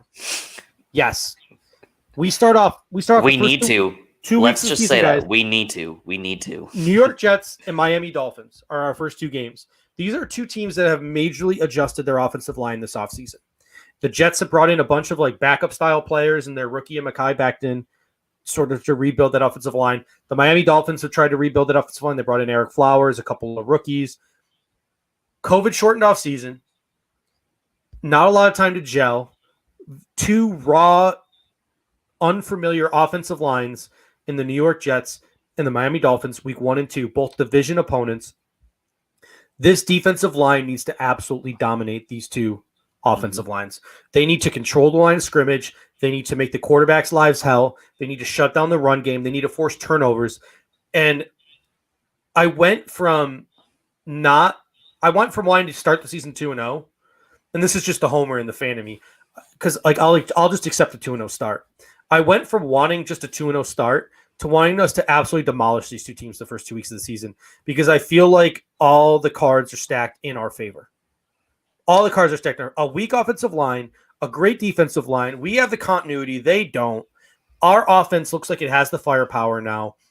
I want to see us demolish the Jets and the Dolphins. I want us to see us come out guns a-blazing, as Warcoder says, set the tone. I want to see us dominate our first 2 opponents this year in the division and start 2-0. Like, if we end up winning the first 2 games like 19-6, and then Josh Allen needs a fourth quarter comeback against the Dolphins, I'll take 2-0. I'll accept it. But my confidence will be absolutely off the freaking charts if we come out the first 2 weeks of the season and just do what to me is expected on my part. We talk about expectations. My expectation is we dominate the Jets and we dominate the Dolphins the first 2 weeks of the season. And if we don't dominate them, I'm going to be on here saying I'm worried. Even if we win, I'm still going to be on here saying I'm worried. Yeah, and it's a little bit of a different tune than we were saying last year, because obviously last year was like a growth year for Allen, and we were trying to see what we had in him in his second year. Obviously, we made that comeback in the Jets game week 1 last year, got down to the Giants, obviously early in that second game, and then ended up kind of putting the pedal on them. So I think that knowing that's how we started last year, and knowing that the team we have this year should be better and the teams we're going against should be worse, I don't feel like just winning or having to come back to win, like you said, is going to instill too much confidence when we start to get into that tougher parts of the schedule when we got to play San Francisco, the Chiefs, the Rams, right? Like, you need to be riding high off those 2 games to start the year to take you into that sort of like through that first quarter of the season and towards the middle stages of the season. Because last year, I'm not going to sugarcoat this. Like, we pretty much had an easy game almost every week. There like towards the end, obviously we had the Steelers, the Pats, the Ravens, but like, think about it, like Dolphins, Jets, Giants, Bengals, Redskins. I mean, like, we had an easy schedule, and the times where we got that big momentum, that Dallas game, that was great. But like, that's the type of statement I want to make. That statement we made in that Dallas game on Thanksgiving in front of everyone watching, that's the type of statement I want to make in these first 2 weeks. The Bills are 6-point favorites to win in week 1 against the Jets. If we don't cover that spread, I'm gonna be disappointed, right? But again, odds makers seeing Bills only scored 19 points a game last year. When you only score 19 points a game, you don't blow teams out. So again, it gets back to the offense. We need to score more points. We need to blow teams out, especially these first 2. Sean comments in the comment section. Let's transition to linebackers now. He says, I think AJ Klein will be a factor. Some good words were spoketh about AJ Klein today. I know we all like to rip on AJ Klein. He's not the most exciting guy in the world. Apparently he had a solid day today. And here's the thing. If our defensive line is so good, and Matt Milano and Tremaine Edmonds are as good as we think they are, and our secondary is as good as we think they are, AJ Klein is going to be just fine. He's going to blend in just fine. AJ Klein kind of reminds me of Preston Brown. We hated Preston Brown when he was here because Preston Brown was the middle linebacker and he was expected to carry this defense, right? Like, oh, he's the guy who calls the plays. He's the guy who needs to get sideline to sideline. He's the guy who needs to do this. He's the guy who needs to do that. But if we were to bring back Preston Brown right now, which I think we pretty much essentially did by signing an AJ Klein, if he's surrounded by a talented defensive line, if he's not playing middle linebacker, he's playing strong side linebacker. He's only really got responsibilities on one side of the field. He's got a great secondary behind him. AJ Klein's the kind of guy who's not going to embarrass himself on the football field when surrounded by immense talent. And I think he's got immense talent surrounding him. So he just fits in. Is he an X factor player? Is he Lorenzo Alexander? Hell no. But he's not going to embarrass himself. And for all those people who are saying they wanted to sign Deron Lee and have Deron Lee start at strong side linebacker, like, no. AJ Klein is your starting strong side linebacker. He'll play on the obvious pass rushing downs. He will come off the field in nickel situations. He'll play special teams. He'll play on the goal line. He won't embarrass himself. You'll question why you're paying him $4 million a year, but he also won't hurt this football team in any way, shape, or form. He'll kind of probably be like the Star Lodalele of linebackers, but I'm not worried about AJ Klein. I'm really excited about Matt Milano in a contract year, and I'm really excited about Tremaine Edmonds going into year 3. We saw how Trey White got better going into year 3. Mm-hmm. Now we get to see Tremaine Edmonds going to year 3, and I'm super excited to see that. So the starting linebackers, I love, but give me your comments on the. Yeah, I was just say the reports coming from Maddie today were that Milano and Edmonds were everywhere on the field today, just making plays everywhere, and like that's what you expect from those guys, right? If you expect them to be that sort of like Urlacher Briggs combo or that Kuechly Thomas Davis combo, right? I mean, they were everywhere on the field today. I'm expecting a huge year out of Edmonds, like you said. Like he's a dark horse defensive player of the year candidate. He's got those national primetime games, 4 of them to kind of show himself in there. And Milano, contract year. You better believe Milano is going to be ready to play this year, and he knows that contract is coming, and he knows that he's had a couple good years under his belt to really put himself into that upper echelon weak side linebacker conversation in the NFL. So I'm expecting this duo to be awesome this year. It's just crazy. Like we start going from each layer of the defense. We've gone from the D-line. Now we're talking about the linebackers, and we're talking about AJ Klein as being kind of like maybe the weak link there, but he's still a pro. I will give him that credit. Like he's been around the NFL for a while. I wasn't too big on the signing, but at the end of the day, like if AJ Klein is the weakest link on your entire defense, like that's not a bad thing. That's fine. You're going to be fine with that. Yeah, no, I'm in total agreement with you there. I think our starters are set. Tyler Batakevich, I think, is a special teams only guy.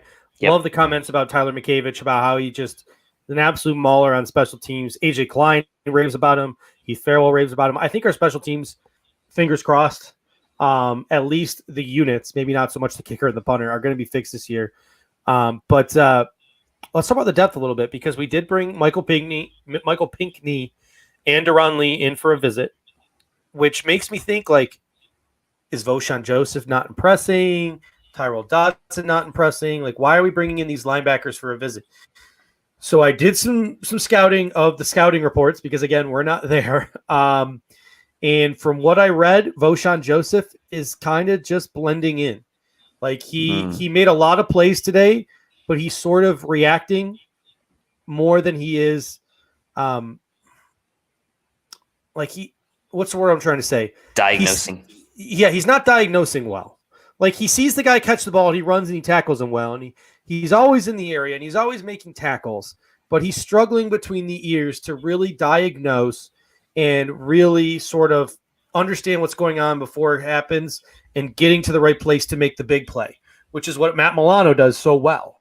Matt Milano between the ears is just, he's where he needs to be, and that's why he makes all those big plays. So while it could be the fact that he missed time last year and there's not a lot of practice time this year and he just needs more time, I'm starting to think that Voshon Joseph could be a cut candidate. And a guy that the Bills seem really high on. He didn't have a big scrimmage today, but from all the reports I've read, he knows where to be. He doesn't embarrass himself. Tyrol Dodson. This is a guy the Buffalo Bills could have cut last year after he got into a domestic incident. They could have cut him. They didn't. Instead, they suspended him. They put him on the NFI list, all that stuff. They brought him back. They put him on the practice squad. They brought him back for year 2. They didn't need to give themselves that headache. They didn't have to do it, but they like him so much as a football player that they brought him back. And apparently he's having a pretty solid camp. While he didn't like do anything to stick out in the scrimmage, like Voshon made a lot of tackles in the scrimmage, but that just happened to be because he was near where the ball was. How many linebackers in the National Football League do we see rack up a bunch of tackles every year but aren't all that good? They're just in the vicinity. So Josh thinks I'm crazy and Voshon isn't going anywhere. We'll find out. I'm not saying like he needs to get cut. Like he could be a practice squad candidate. He could be inactive every week. I honestly wouldn't be surprised if Tyrol Dodson jumps Voshon Joseph. Yeah, I mean, I think at this point there's a good chance that both of them make it. I mean, we haven't even talked about Cody Thompson, and he's another guy who the coaches seem to like as well. So Matakevich is going to be on the team as a special teamer, so that's a spot that's going to be locked up. I'm pretty confident to say that. I'm pretty confident to say that Voshon's not going to get cut, but maybe he would. That's 5 guys right there between your starters, and like maybe we keep 7 linebackers. So a guy like Tyrol Dodson could be there. A guy like Corey Thompson could be in there. I mean, if we keep 7 linebackers, I'll be so mad. I mean, we kept 5 last year, but it's like that conversation that we've always had. You keep the best players. Stop worrying about position. And you look at how deep our roster is on the defensive line. You look at how deep our roster is in the secondary at wide receiver. Do we really want to keep like 7 linebackers? Like, if you really no, we don't because this is probably our least deep position group. Yeah, and this is the same issue we had last year with this group. Really great at the top with the top 2 guys with Edmonds and Milano, but the depth has been lacking. We were hoping Voshon would develop into like another guy to kind of be that third guy. Brought in Klein instead, right? And so, thinking now that Voshon may be exclusively kind of playing weak side backup position. So the depth at this position continues to be a question mark. And you're right. I mean, like, if you're going to keep the 53 best guys, then this is a position where you're going to try to keep as few as possible, as few that you need to still have special teams. Chris says we kept 6 linebackers last year. Who am I missing? Zoe, Edmonds, Milano. Stanford, was he on the team? Stanford, Thompson. Joseph was on IR. Tyrol Dodson was on the practice squad. Am I forgetting someone? Mo Alexander wasn't on the team. He got cut at the end of the season, didn't he? I don't think Mo Alexander was on the roster last year. Or if he wasn't on there long. I can't recall. I'll have to go back and look at that. I'll have to go back and look at Pro Football Reference. You might be right, but I don't think it was the full season of Maurice Alexander. Cut mid-season, says Trilla 21. So it was 5 at the end of the year. All right, so I'm not losing my mind. I'm not going crazy. Good. So I think that about does it for the linebacker talk. And that leads us into the DBs. And I have a question for the comment section.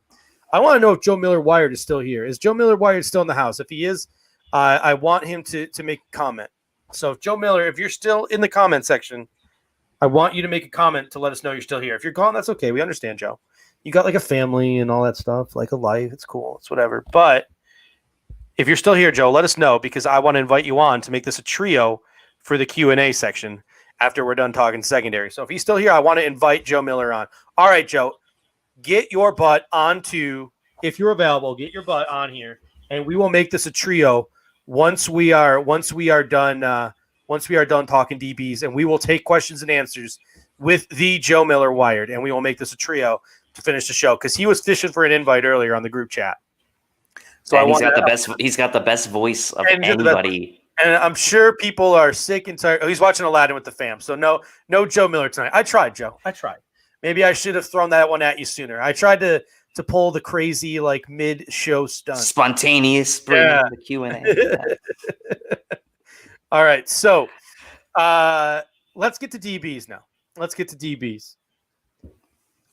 From what I was told, Trey White had a number of pass breakups today. Yep. The wide receivers did very well against the second string. That's not surprising because if you look at the depth chart, I mean, I wouldn't be surprised if either Sarania or Dean Marlowe are playing the boundary. Knowing what our depth chart is at cornerback, there are not a lot of bodies there. Dean Marlowe and Sarania were both on the second team. The starters blanketed, so Matt Barkley wasn't doing much against Levi Wallace and Trey White. He had a number of pass breakups. I mean, not much to say. I don't think there was any interceptions on Matt Barkley, but our secondary just continues to be solid. Yeah, solid. Nothing. It was, the only thing I read was that Trey had a couple of nice pass breakups, but otherwise didn't really hear much as far as the safeties. Didn't really hear much as far as what Levi Wallace or some of the other corners were doing. It was a fairly quiet reporting overall across the board, I think, on the DBs, which I guess is fine. it would have been probably bad if we heard that Matt Barkley was like throwing dimes all over Trey White, which wasn't the case. So, and you would expect that like you said, the offense, first team offense would kind of pick on the guys lower on the depth chart. The likes of the Dane Jacksons of the world, and in that type. Although Saran Neal did get that interception on the Gabe Davis kind of mishap, but other than that, there wasn't a whole lot going on here. So I guess it's just one of those things where you're like, okay, well, it's like nothing major reported, like no injuries, like that's great. So let's just move on to the next.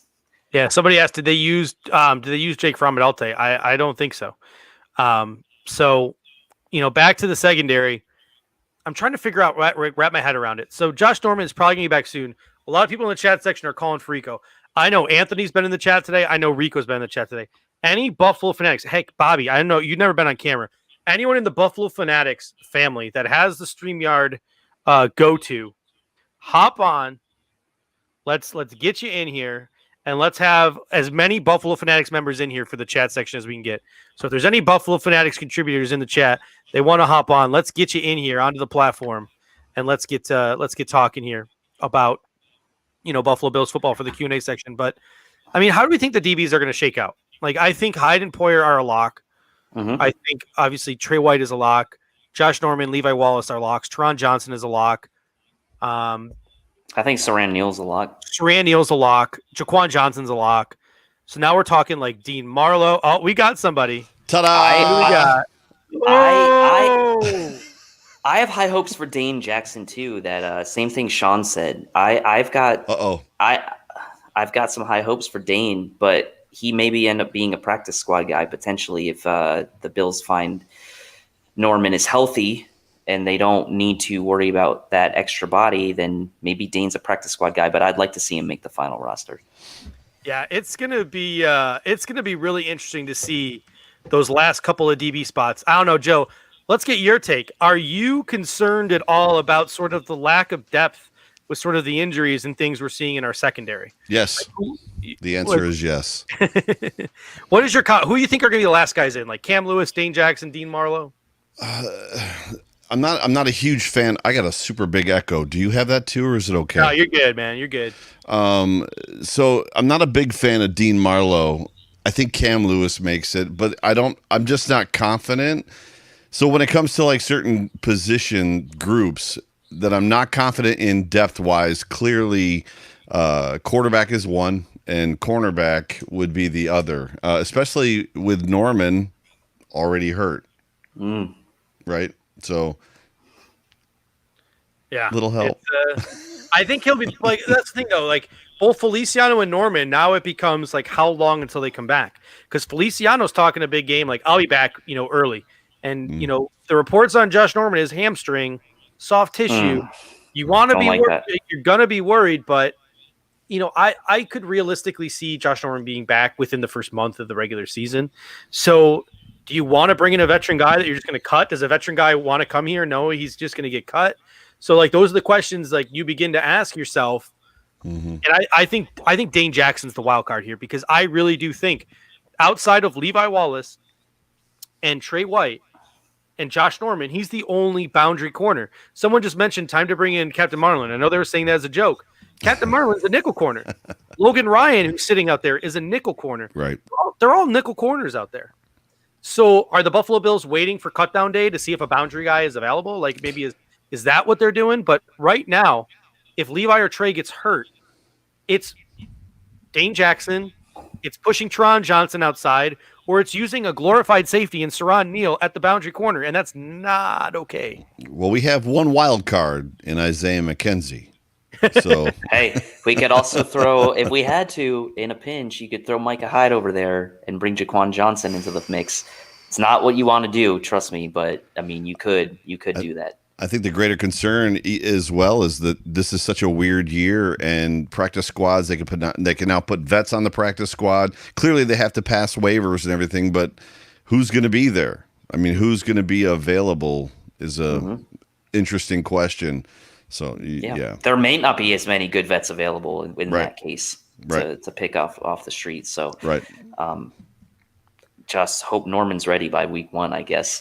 And Dane Jackson's going to make the team in that case. And they have not put Feliciano on IR yet, right? Because that was something you said, Judge, about a month ago. You thought they were going to do. So here's the thing with John Feliciano. If you want to put John Feliciano on IR with the option to return, you have to keep him on your initial 53-man roster. Right. If you put John Feliciano on IR right now, he's out for the season. He's done. It's over. Yeah. So you actually need to cut a guy. Keep John Feliciano on your opening roster until Sunday. Then on that Sunday, move him to IR designated to return, and then bring a guy back. Right. So my thing was, since Evan Bain has been in the league so long, if they were to cut Evan Bain, who has practically no guarantees, I think, on his roster, they could go to Evan Bain and say, listen, Evan, you're a veteran, so you don't have to go through waivers like the young guys do, because you're a veteran. You don't have to go through waivers. So we're going to cut you today. But tomorrow morning, you're going to sign the same exact contract after we put John Feliciano on IR. So that's like a situation the Buffalo Bills might find themselves in. Find a vested veteran who doesn't have to clear waivers, cut him, put a John Feliciano on IR, and then bring the other guy back. That's like sort of the deal that they're going to have to make with someone. Gotcha. Didn't mean to sidebar the conversation about the manga. That's something that took me a pretty long time to figure out. And props to Chris Janke in the comment section, because they had he's the one who actually brought it up to us in a private DM. He asked us. That's how I did the research. And then Chris points out that's what we did with Jason Kroom last year. They cut Kirk Coleman and brought him back the next day. Gotcha. So spot on there to Chris Janke. That's why he's my guy. That's why he's my man. I think it's interesting getting back to the cornerbacks, how fast the landscape has shifted, because it was a week ago, maybe less than a week ago, that Brandon Beam was like, I have no interest in going out and finding another cornerback. And now it's like, we need another cornerback. It happened fast, like real kind of fast. Feel like that. I kind of feel like that for guard right now too. Well, yeah, especially when you see the winners do get trucked by the rookie. It's like, all right. Yeah, we were talking about that earlier. Winters just looks like shit by all accounts. Winters rolls in and says, I think this is a perfect fit. And the defensive line is like, it's not. It's not a good fit. Yeah, it's not good. Andrew mentions King. Yeah, I mentioned that last week. You could always bring back Akeem King. We cut him, I think, to bring in what's his name, Tenzel Smart. So if you wanted to, you could maybe look at a guy like Akeem King to bring back into the fold. Had some experience in Seattle, also playing special teams, so he's out there if you wanted to bring him in as a body. When you look at the landscape of cornerbacks or defensive backs that have not retired but have fizzled, right? And not necessarily Josh Norman, but there's got to be a couple guys out there that are like last legs. I mean, to fit somebody into this defense that has experience playing cornerback in the NFL for 8 years, 10 years, there's got to be somebody out there that's a fringe guy. I mentioned it last week. Ross Cockrell is a free agent. He's 29 years old. We drafted him. He's played for the Steelers for many years. Yep. He's a boundary guy. Throw him out there for 8 games, right? I mean, it can't be worse than what we saw last year from our number 2 guy. So, in my opinion. Yeah, I think TJ Carey's sitting out there too. I really love TJ Carey. Injuries have ruined his career, but he's another boundary guy. Maurice Claiborne is sitting out there. Another boundary guy. There's a ton of veteran boundary guys out there. All right, ladies and gentlemen, let's open it up and to questions. We're an hour 33 in, and we still have 250 people. It's crazy watching this right now. Absolutely, there's 30 people 30 on Facebook, if I'm not mistaken. There's I checked Facebook too. 260 on Facebook. I have 260 on here because our platform shows us the Facebook views. I got 260 on Facebook. I got 250 on YouTube. People are just wanting to talk about Buffalo Bills, and we are here for you, ladies and gentlemen. And here's what I did. I went and I threw the link to this whole little platform into the BF group chat, so we might have some more surprise guests as the evening goes on. Anthony, if you're hearing this, because I know you're in the chat, head over to Twitter, click on that link, and join us, my man. Let's make it a party. Chris Brown. Chris Brown just got suspended. We need to know what he thinks. We can fit up to 10. We can fit up to 10 people in here. We can fit up to 10 people in here. So we are ready, and let's hit it up to the question. Smash that like if you're in here, up to 142 likes. Hump that like. All right. Yeah, I'm gonna bring up the first question. I'm gonna bring up the first question here. What are the chances Bean makes a move for Melvin Ingram, Clowney, or maybe throw Everson Griffin into that mix too? Well, Everson Griffin's in Dallas. Okay, so he's off. Ngakoue, I think, would be a guy you might want to throw in there. So throw in Ngakoue, Ingram, Clowney. Mm-hmm. Is there any chance, based on what we've seen out of this defensive line being so good already, that we're gonna tinker at all with this group? I'm in the no category. I think he's not. I mean, I don't think so either. I think kind of what Sean mentioned. I think that the Buffalo Bills. Oh, this is Sean asking the question too. Yeah. Kind of what he mentioned earlier is that he wanted pressure from the interior. And a lot of the guys, the job on the edge is just to sort of be there to wrap up and get the sacks. So it's Ed Oliver, it's Tremaine Edmonds, it's Matt Milano, it's Quentin Jefferson. It's all these guys forcing the quarterback, pressure up the middle, and then forcing him to the outside or forcing him to make a dumb throw. Mm-hmm. And when you force him to the outside, you don't exactly need that guy beating the tackle around the edge. You sort of just need that smart guy like Jerry Hughes or that smart guy like Trent Murphy or that smart guy like Mario Addison to be there to wrap up. So I think the philosophy of the defense is Sean McDermott's defense has never had an elite pass rusher. Can we name an elite pass rusher Sean McDermott's ever had? Like Trent Cole, Greg Hardy, Charles Johnson, like Mario Addison. Right. Like those are the best guys he's ever had. I just don't know if Sean McDermott values that. So I don't see us facing, and especially with the money and stuff that we got to pay.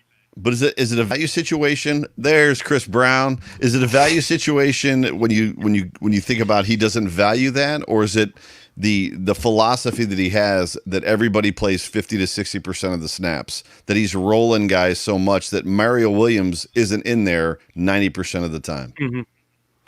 Yeah, like if you're keeping a guy like Mario Addison had a great year in Carolina last year. Imagine Mario Addison playing half the snaps and being able to go full bore like when he's out there. Sure. Going to be a lot of fun. Sure. All right, so ladies and gentlemen, guys, I'll start manning the questions here to try to keep it a little bit organized, and I'll let you guys. I'll try to serve them up to you. We got another one, Chris. Here? Yeah, Chris, our guy says, "What are the financial implications if we cut Brian Winters?" I don't know that the details of the money have ever come out on his contract, so I would imagine that if there are any guarantees, they're super low, if any. And that there probably wouldn't really be any financial implications to cutting him. That's just my speculation. Yeah. I saw a couple corners mentioned too. Nickel Roby-Coleman, I believe, signed in Philadelphia, and Drake Patrick signed in Arizona. So those guys are off the table as well. Both those guys are more nickel corners too. I just need to hear Anthony talk. Yeah. Chris Brown in the house. I hear he's available, right? He caught me in my pajamas here. Chris, what are your thoughts on the Buffalo Bills suspending you for telling us that AJ Epinesa is the left end? That's a big load of BS, I thought, but we're on our side of that, right? What did he say? A couple little things here and there. I guess we don't know coming from the media side how much they told them, like, look, don't mess around with this. Like, don't mess up because you will get in trouble. And he crossed the line, a report. So they were like, all right. Yeah, there was a report before camp opened. I remember specifically reading that they were going to lock down the media and they were not going to be allowed to talk about things, take videos, take pictures. I saw that report. So to me, there's an aspect of like, okay, I get it. It might be a little extreme, but I get it. But then they turn around and they're like, the report came out today that like Bean and McDermott are going to be watching other reporters' videos and like text messages to find out who might become available. And I'm like, okay. Well, then you've got the opposite of that though too. They're probably skewing like, oh yeah, this guy's having a great camp because they want to trade him, right? Yep, They put that out in the media. That's how the teams are going to get it. Yep. Go ahead, Steve. Nick Lowe says Winters 3 years, $2 million guaranteed. Nick, let us know where you saw that because I haven't seen those numbers. But so what are your guys' sorry. I was going to say there's a couple questions like relates to this one. Does Gillum make the roster? Another person say, does DeMarco get cut? They all kind of go together. Let Anthony take the mic here. Let Anthony take definitely. I have been saying this from day one. When I was a guest on the Bills guys. Everybody close your eyes while he talks. Everybody close your eyes. And same for you, Joe. Same for you. The less excitable I get, the more it is the Chris Brown comes out of me, I think. But yeah, I from the time when we were guests, when the Hoof guys came on, Bills guys as guests, and somebody asked the question, who do you think a surprise cut in camp would be? my answer was Pat DeMarco because I was high on Reggie Gilliam. And I just saw after they signed him as a free agent, saw his, video, what he had done in college, and I was just super excited. I'm like, this is a process guy. This guy can get it done. He can catch balls. He can run hard. He's jacked. He's a big guy. I love it. I love that he's had a good camp and that he's going to most likely end up making this roster. Here is my comp for Reggie Gilliam, and I'd love to hear your thoughts on it. Michael Robinson back in the day for old Seattle. He kind of reminds me of Michael Robinson, a smaller fullback, a guy who can contribute in multiple ways, and a guy who can play a ton of special teams. Yeah, I think he's asking you, Anthony. I was asking you, Anthony. Yeah, Reggie Gilliam yesterday. Yeah, exactly. Right. I like that comparison a lot. Yeah. I think it's dead on as to what his skill set is, what he can do. And we'll see. I mean, they could get creative. What I really like is they can get creative with him where they kind of failed on the opposite end. Oh, no. Here we go. Party's getting bigger. Oh, ladies and gentlemen. Gruden, knock on wood if you're with me. We needed more comedy. We needed more comedy. So we got. I'll tell you that right now, man. We've got all the voice impersonation in the house right now. Seth MacFarlane, Chris Brown, and the coach. True. So I want Chris Brown. Who is Anthony Romeo, ask Cinco de Maxo, who is John Gruden, what he thinks of Reggie Gilliam, and I want you to respond in the John Gruden voice. Let's do this right now. Can we get that reenactment right now? So, Coach Gruden, tell me, what do you think of our guy, Reggie Gilliam, the fullback?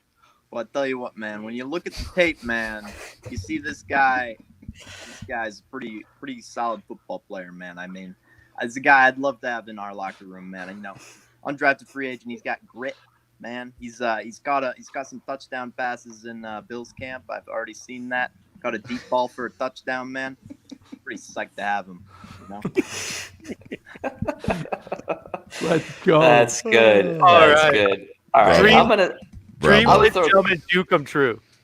I'll throw a question up here because it's a good one. It could go different directions. What positions do you guys think we would look at on the waiver wire for once cut down comes in? Remember, Joe made a good point earlier around there may not be as many options that we think could be available due to the fact that now veterans can be put on the practice squad this year. So protected on the practice squad. So for me, I'd be looking at, again, interior offensive line, and I'd be looking at corner. Those would be the two positions I'd be looking at. I wouldn't really be looking too much at running back because I think that's something that we could find later in the season if we needed to. But I'd say interior offensive line and corner would be the two for me. What about punter? I was going to say, I'll go next. I was ready for it. I was leaving that for someone else. Cornerback is not 1A. Punter for me would be 1A, and cornerback would be 1B. I think they've got enough guys. They've got enough bodies. Even if Winters gets bounced, they've got enough bodies in there to make something happen. We've heard reports of Cody Ford going to guard. I think they've got enough bodies. They've got to do something about that. I was arguing with somebody on Twitter today during Sal's thing, and the guy's like telling me how Corey Bojorquez is going to get better. He's going to grow, and I'm like, this is year 3. I think McDermott's pretty frustrated that Bojo seems to do well in practice, right? So he brings in all these guys to compete, and then Bojo out punts them on the field on the practice squad. But then when it comes to game time, that inconsistency is killing him. And I've been saying for a few weeks now too, I think the active punter that we start week 1 is not yet on this roster. So it's possible. We'll see what happens. Let me, I'm feeling generous tonight. Maybe we just don't punt this year at all, or maybe we punt so little that Corey Bojorquez has more time to think about like each and every individual punt. Like, all right, instead of punting like 6 times today, I only got punt 3 times. So I can really focus on these 3 punts and make these the best 3 punts that I've ever kicked. So you're calling it the greatest show on field turf, not the greatest show on turf, the greatest show on field turf. I like it. That's a lot. That's a St. Louis Rams reference for those of you that don't know. Oh, we got a great question here from Trek Reviewer. What we got here, Dave? So if one or both of those young linebackers don't work out, I mean, I assume he's referring to like Vaughn or not Edmonds and Milano, but maybe a at the strong side if Klein doesn't work out, or maybe we don't really get that push we needed to on the strong side, or maybe we have an injury. If Lorenzo wants to come back to the end of the year, do you have a spot for him? I mean, if he's ready and he wants to come back, you probably do have a spot for him somewhere, right? You're going to get rid of somebody to bring him back if he wants to make a run with this team. Like, I don't see the Bills not doing that by Lorenzo, especially if he's ready to go and he's fresh and he's healthy. He could definitely add an element to this roster if he's ready to go. I think it's more about injury. Like, if Matt Milano goes down or if Tremaine Edmonds goes down, we talk about the absolute lack of depth. Like, I don't want Lorenzo Alexander to come in here and become a depth player. Like, if he comes in like in the middle of the season, I want him to come in, and it's because we need him to be a starter. Like, all right, I think that's a nice guy to have waiting on the bench. Like, even though it's somewhat different positions, Lorenzo Alexander is such a freak. Where if like Matt Milano went down in the middle of the year, because he hasn't been the healthiest guys in the world, I think the Bills could make it work in a 2 linebacker set with Lorenzo and Tremaine better than they could in a 2 linebacker set with Lorenzo and AJ Klein. So bringing in a guy like Lorenzo Alexander to sort of maybe platoon there and add a little bit to your 2 linebacker sets might be something the Buffalo Bills might consider. Plus, he's looking pretty slim. He's been running some like marathons, doing some triathlon type stuff out here in beautiful 120-degree Arizona. Sunny Arizona. All my plants are dead, by the way. None of my plants outside are alive. It's going to cost me $1,000 next year to replace all of my exterior. You just got to go to field turf, man. Field turf everywhere. He has that in his backyard. I saw it in the picture. Oh, man. Okay. Anybody have any other thoughts on Lorenzo?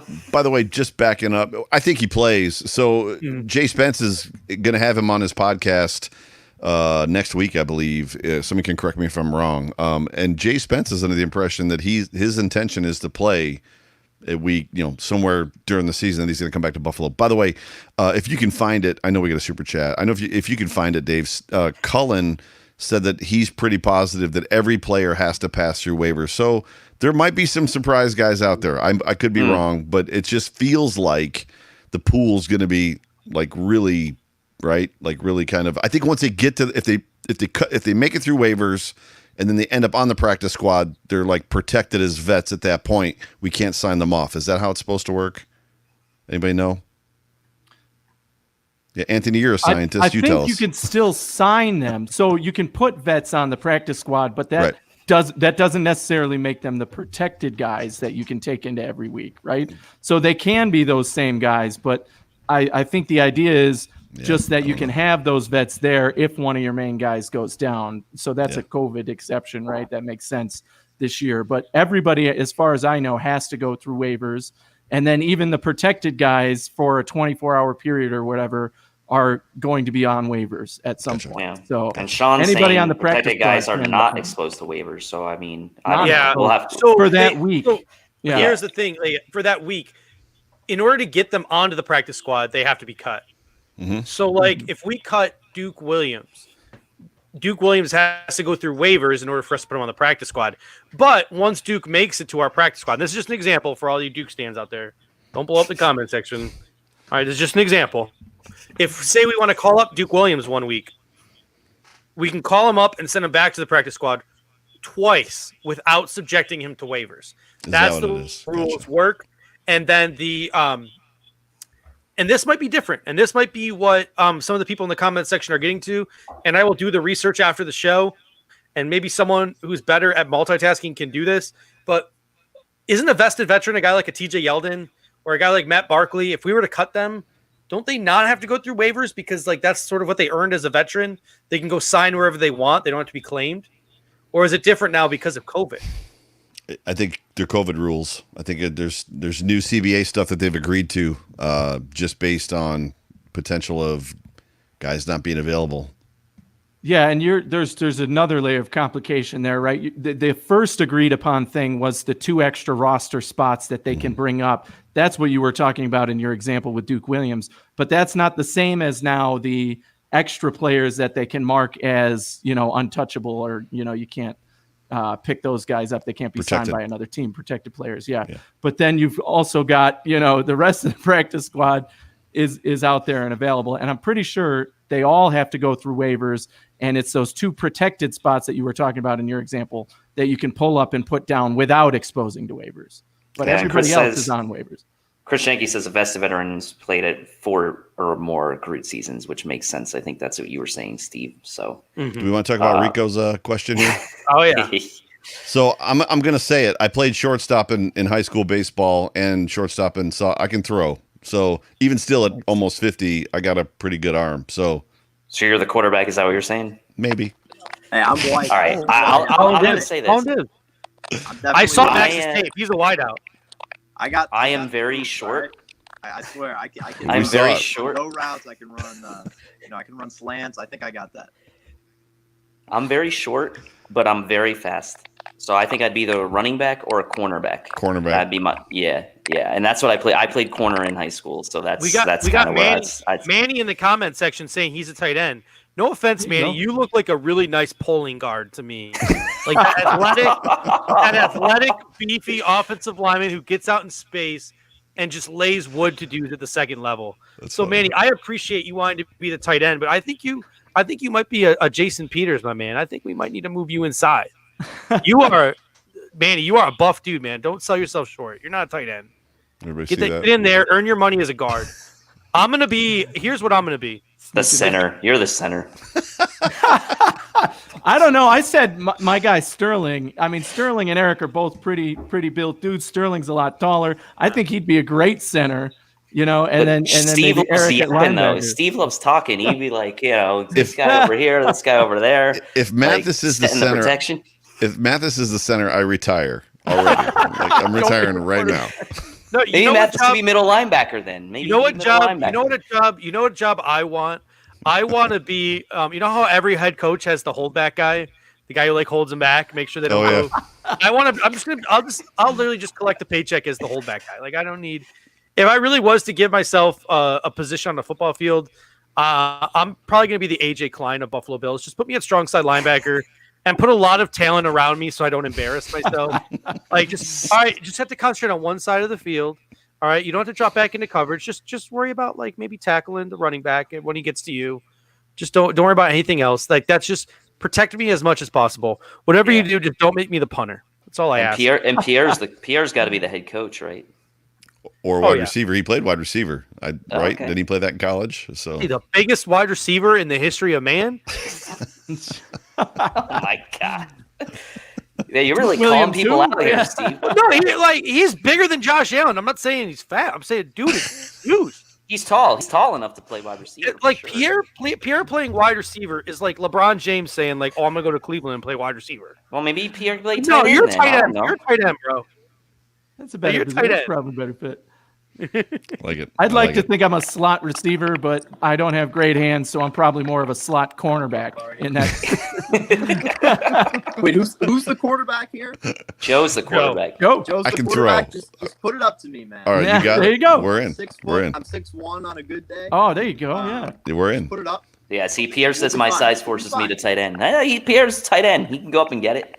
He's got those hands. Where's Jay Spence playing, Joe? You know him better than probably everyone. So where's he playing? He might be the head coach because you apparently think he looks like a head coach. Nose tackle? No, that ain't me. That's Rico. Rico picks on him all the time for sounding like Tomlin. So we got to get Tomlin in here. So maybe he is the head coach, right? So I'm calling Jay Spence at nose tackle. Oh, Rico saying put Pierre at nose tackle. So maybe we'll have a 4-3 defense. Who's the one technique? I'll definitely stay a running back. I don't know. Rico hasn't said what he should be, so I want to see what Rico says in the comments. What position he should be. We'll let him comment on that. The comments have kind of blown up with this topic, so there's not any. Way to go, Rico! Questions. Way to ruin everything. There's not any real questions going on other than this. Sorry. What we got here? Oh no. Huh? So here's what I want. Here's what I want to do. I want to give the microphone to the man without a microphone right now, Cinco de Maxo down there on the cell phone. And I want you to tell us about Bills Overdue, which is premiering on the Buffalo Fanatics podcasting on the Buffalo Fanatics multicast, YouTube, Twitter, Facebook, you name it. Bills Overdue premiering this Saturday night. Talk about the newest endeavor for Buffalo Fanatics and the the final multicast added to this array of multicasts. Well, I greatly appreciate it, Steve. I greatly appreciate you opening up the Bills guy. Can you talk like Gruden, man? Come on. For all of the Buffalo Fanatics team, but I'm not going to do this in a Gruden voice. No. All right.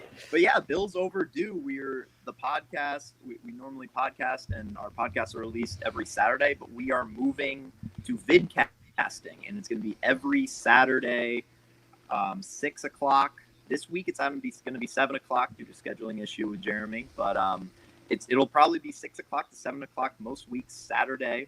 You can see us on YouTube, Periscope, Facebook Live, and we're going to be doing what we normally do, except now you get to see our faces and you get to comment in real time. And you'll get to talk with us, and it's going to be really exciting. It's going to be a fun experience. Our first episode this Saturday, so in 2 days now. I'm super excited for it. I'm super excited to get in with get into the vidcast world with you guys. So I couldn't be more excited. Dude, that's what I'm gonna be watching right before my fantasy draft on Saturday. So I'm gonna be pumped for that.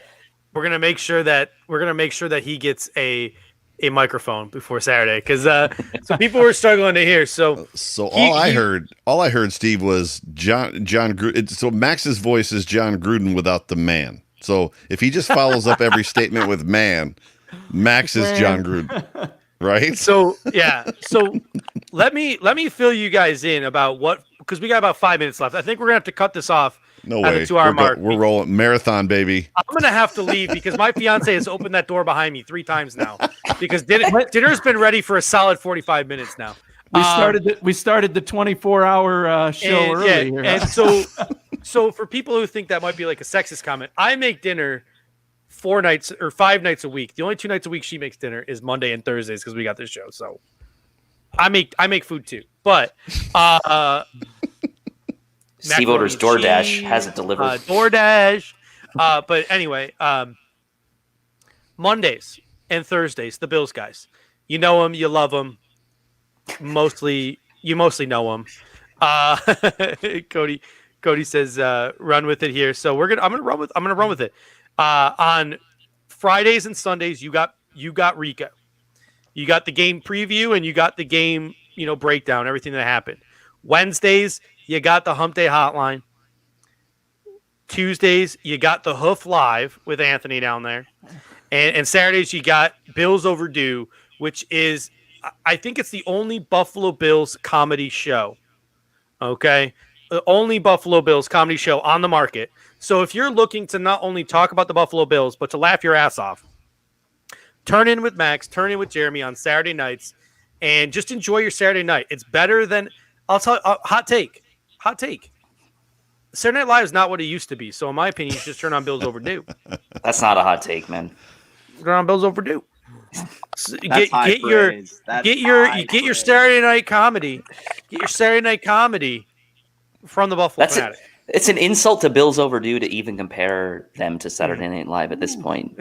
Bills Overdue is light years ahead of Saturday Night Live. Okay, that's a hot take. Hot take.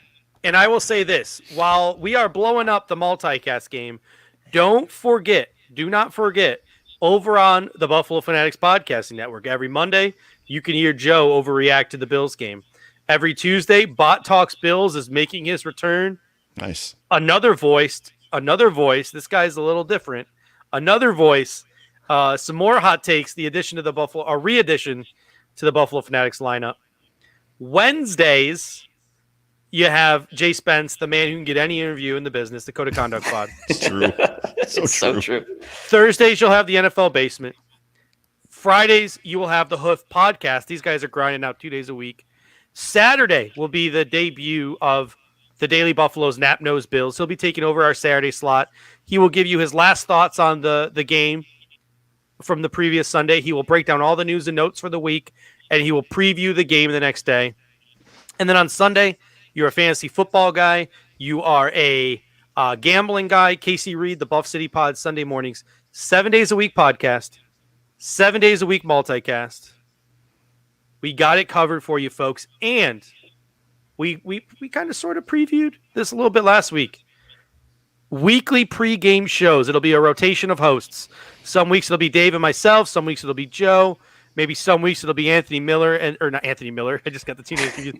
Anthony, Romeo, Andy, the Hoof guys. But we got you covered pregame and postgame on the Buffalo Fanatics. I mean, come on, guys. We're bringing you at least 20 hours a week of fresh content.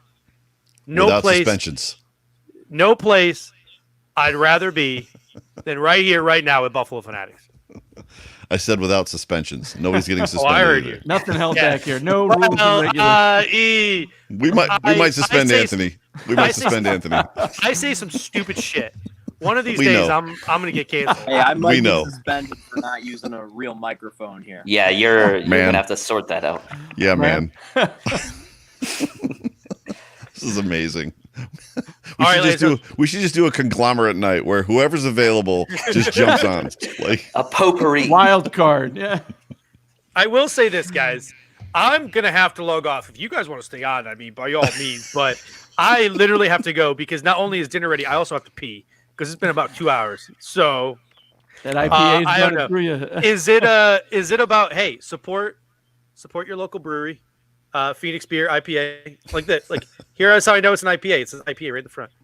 All right, so It's an IP. I know it's an IP because you're drinking it. all right, so gentlemen, I think it's about time we wrap this thing up. Huh? What do you Yeah. say? All right, I think it's I time. think we're good. All While right, we're on so a high note. ladies and gentlemen, the first ever, I think, since the draft, the first ever non-draft 2-hour Buffalo Fanatics multicast. It has been a pleasure. I will start, and we will just roll all the way down with our Go Bills and then with Anthony. Go Bills. Go Bills. Go Bills. Go Bills. Go Man. Bills.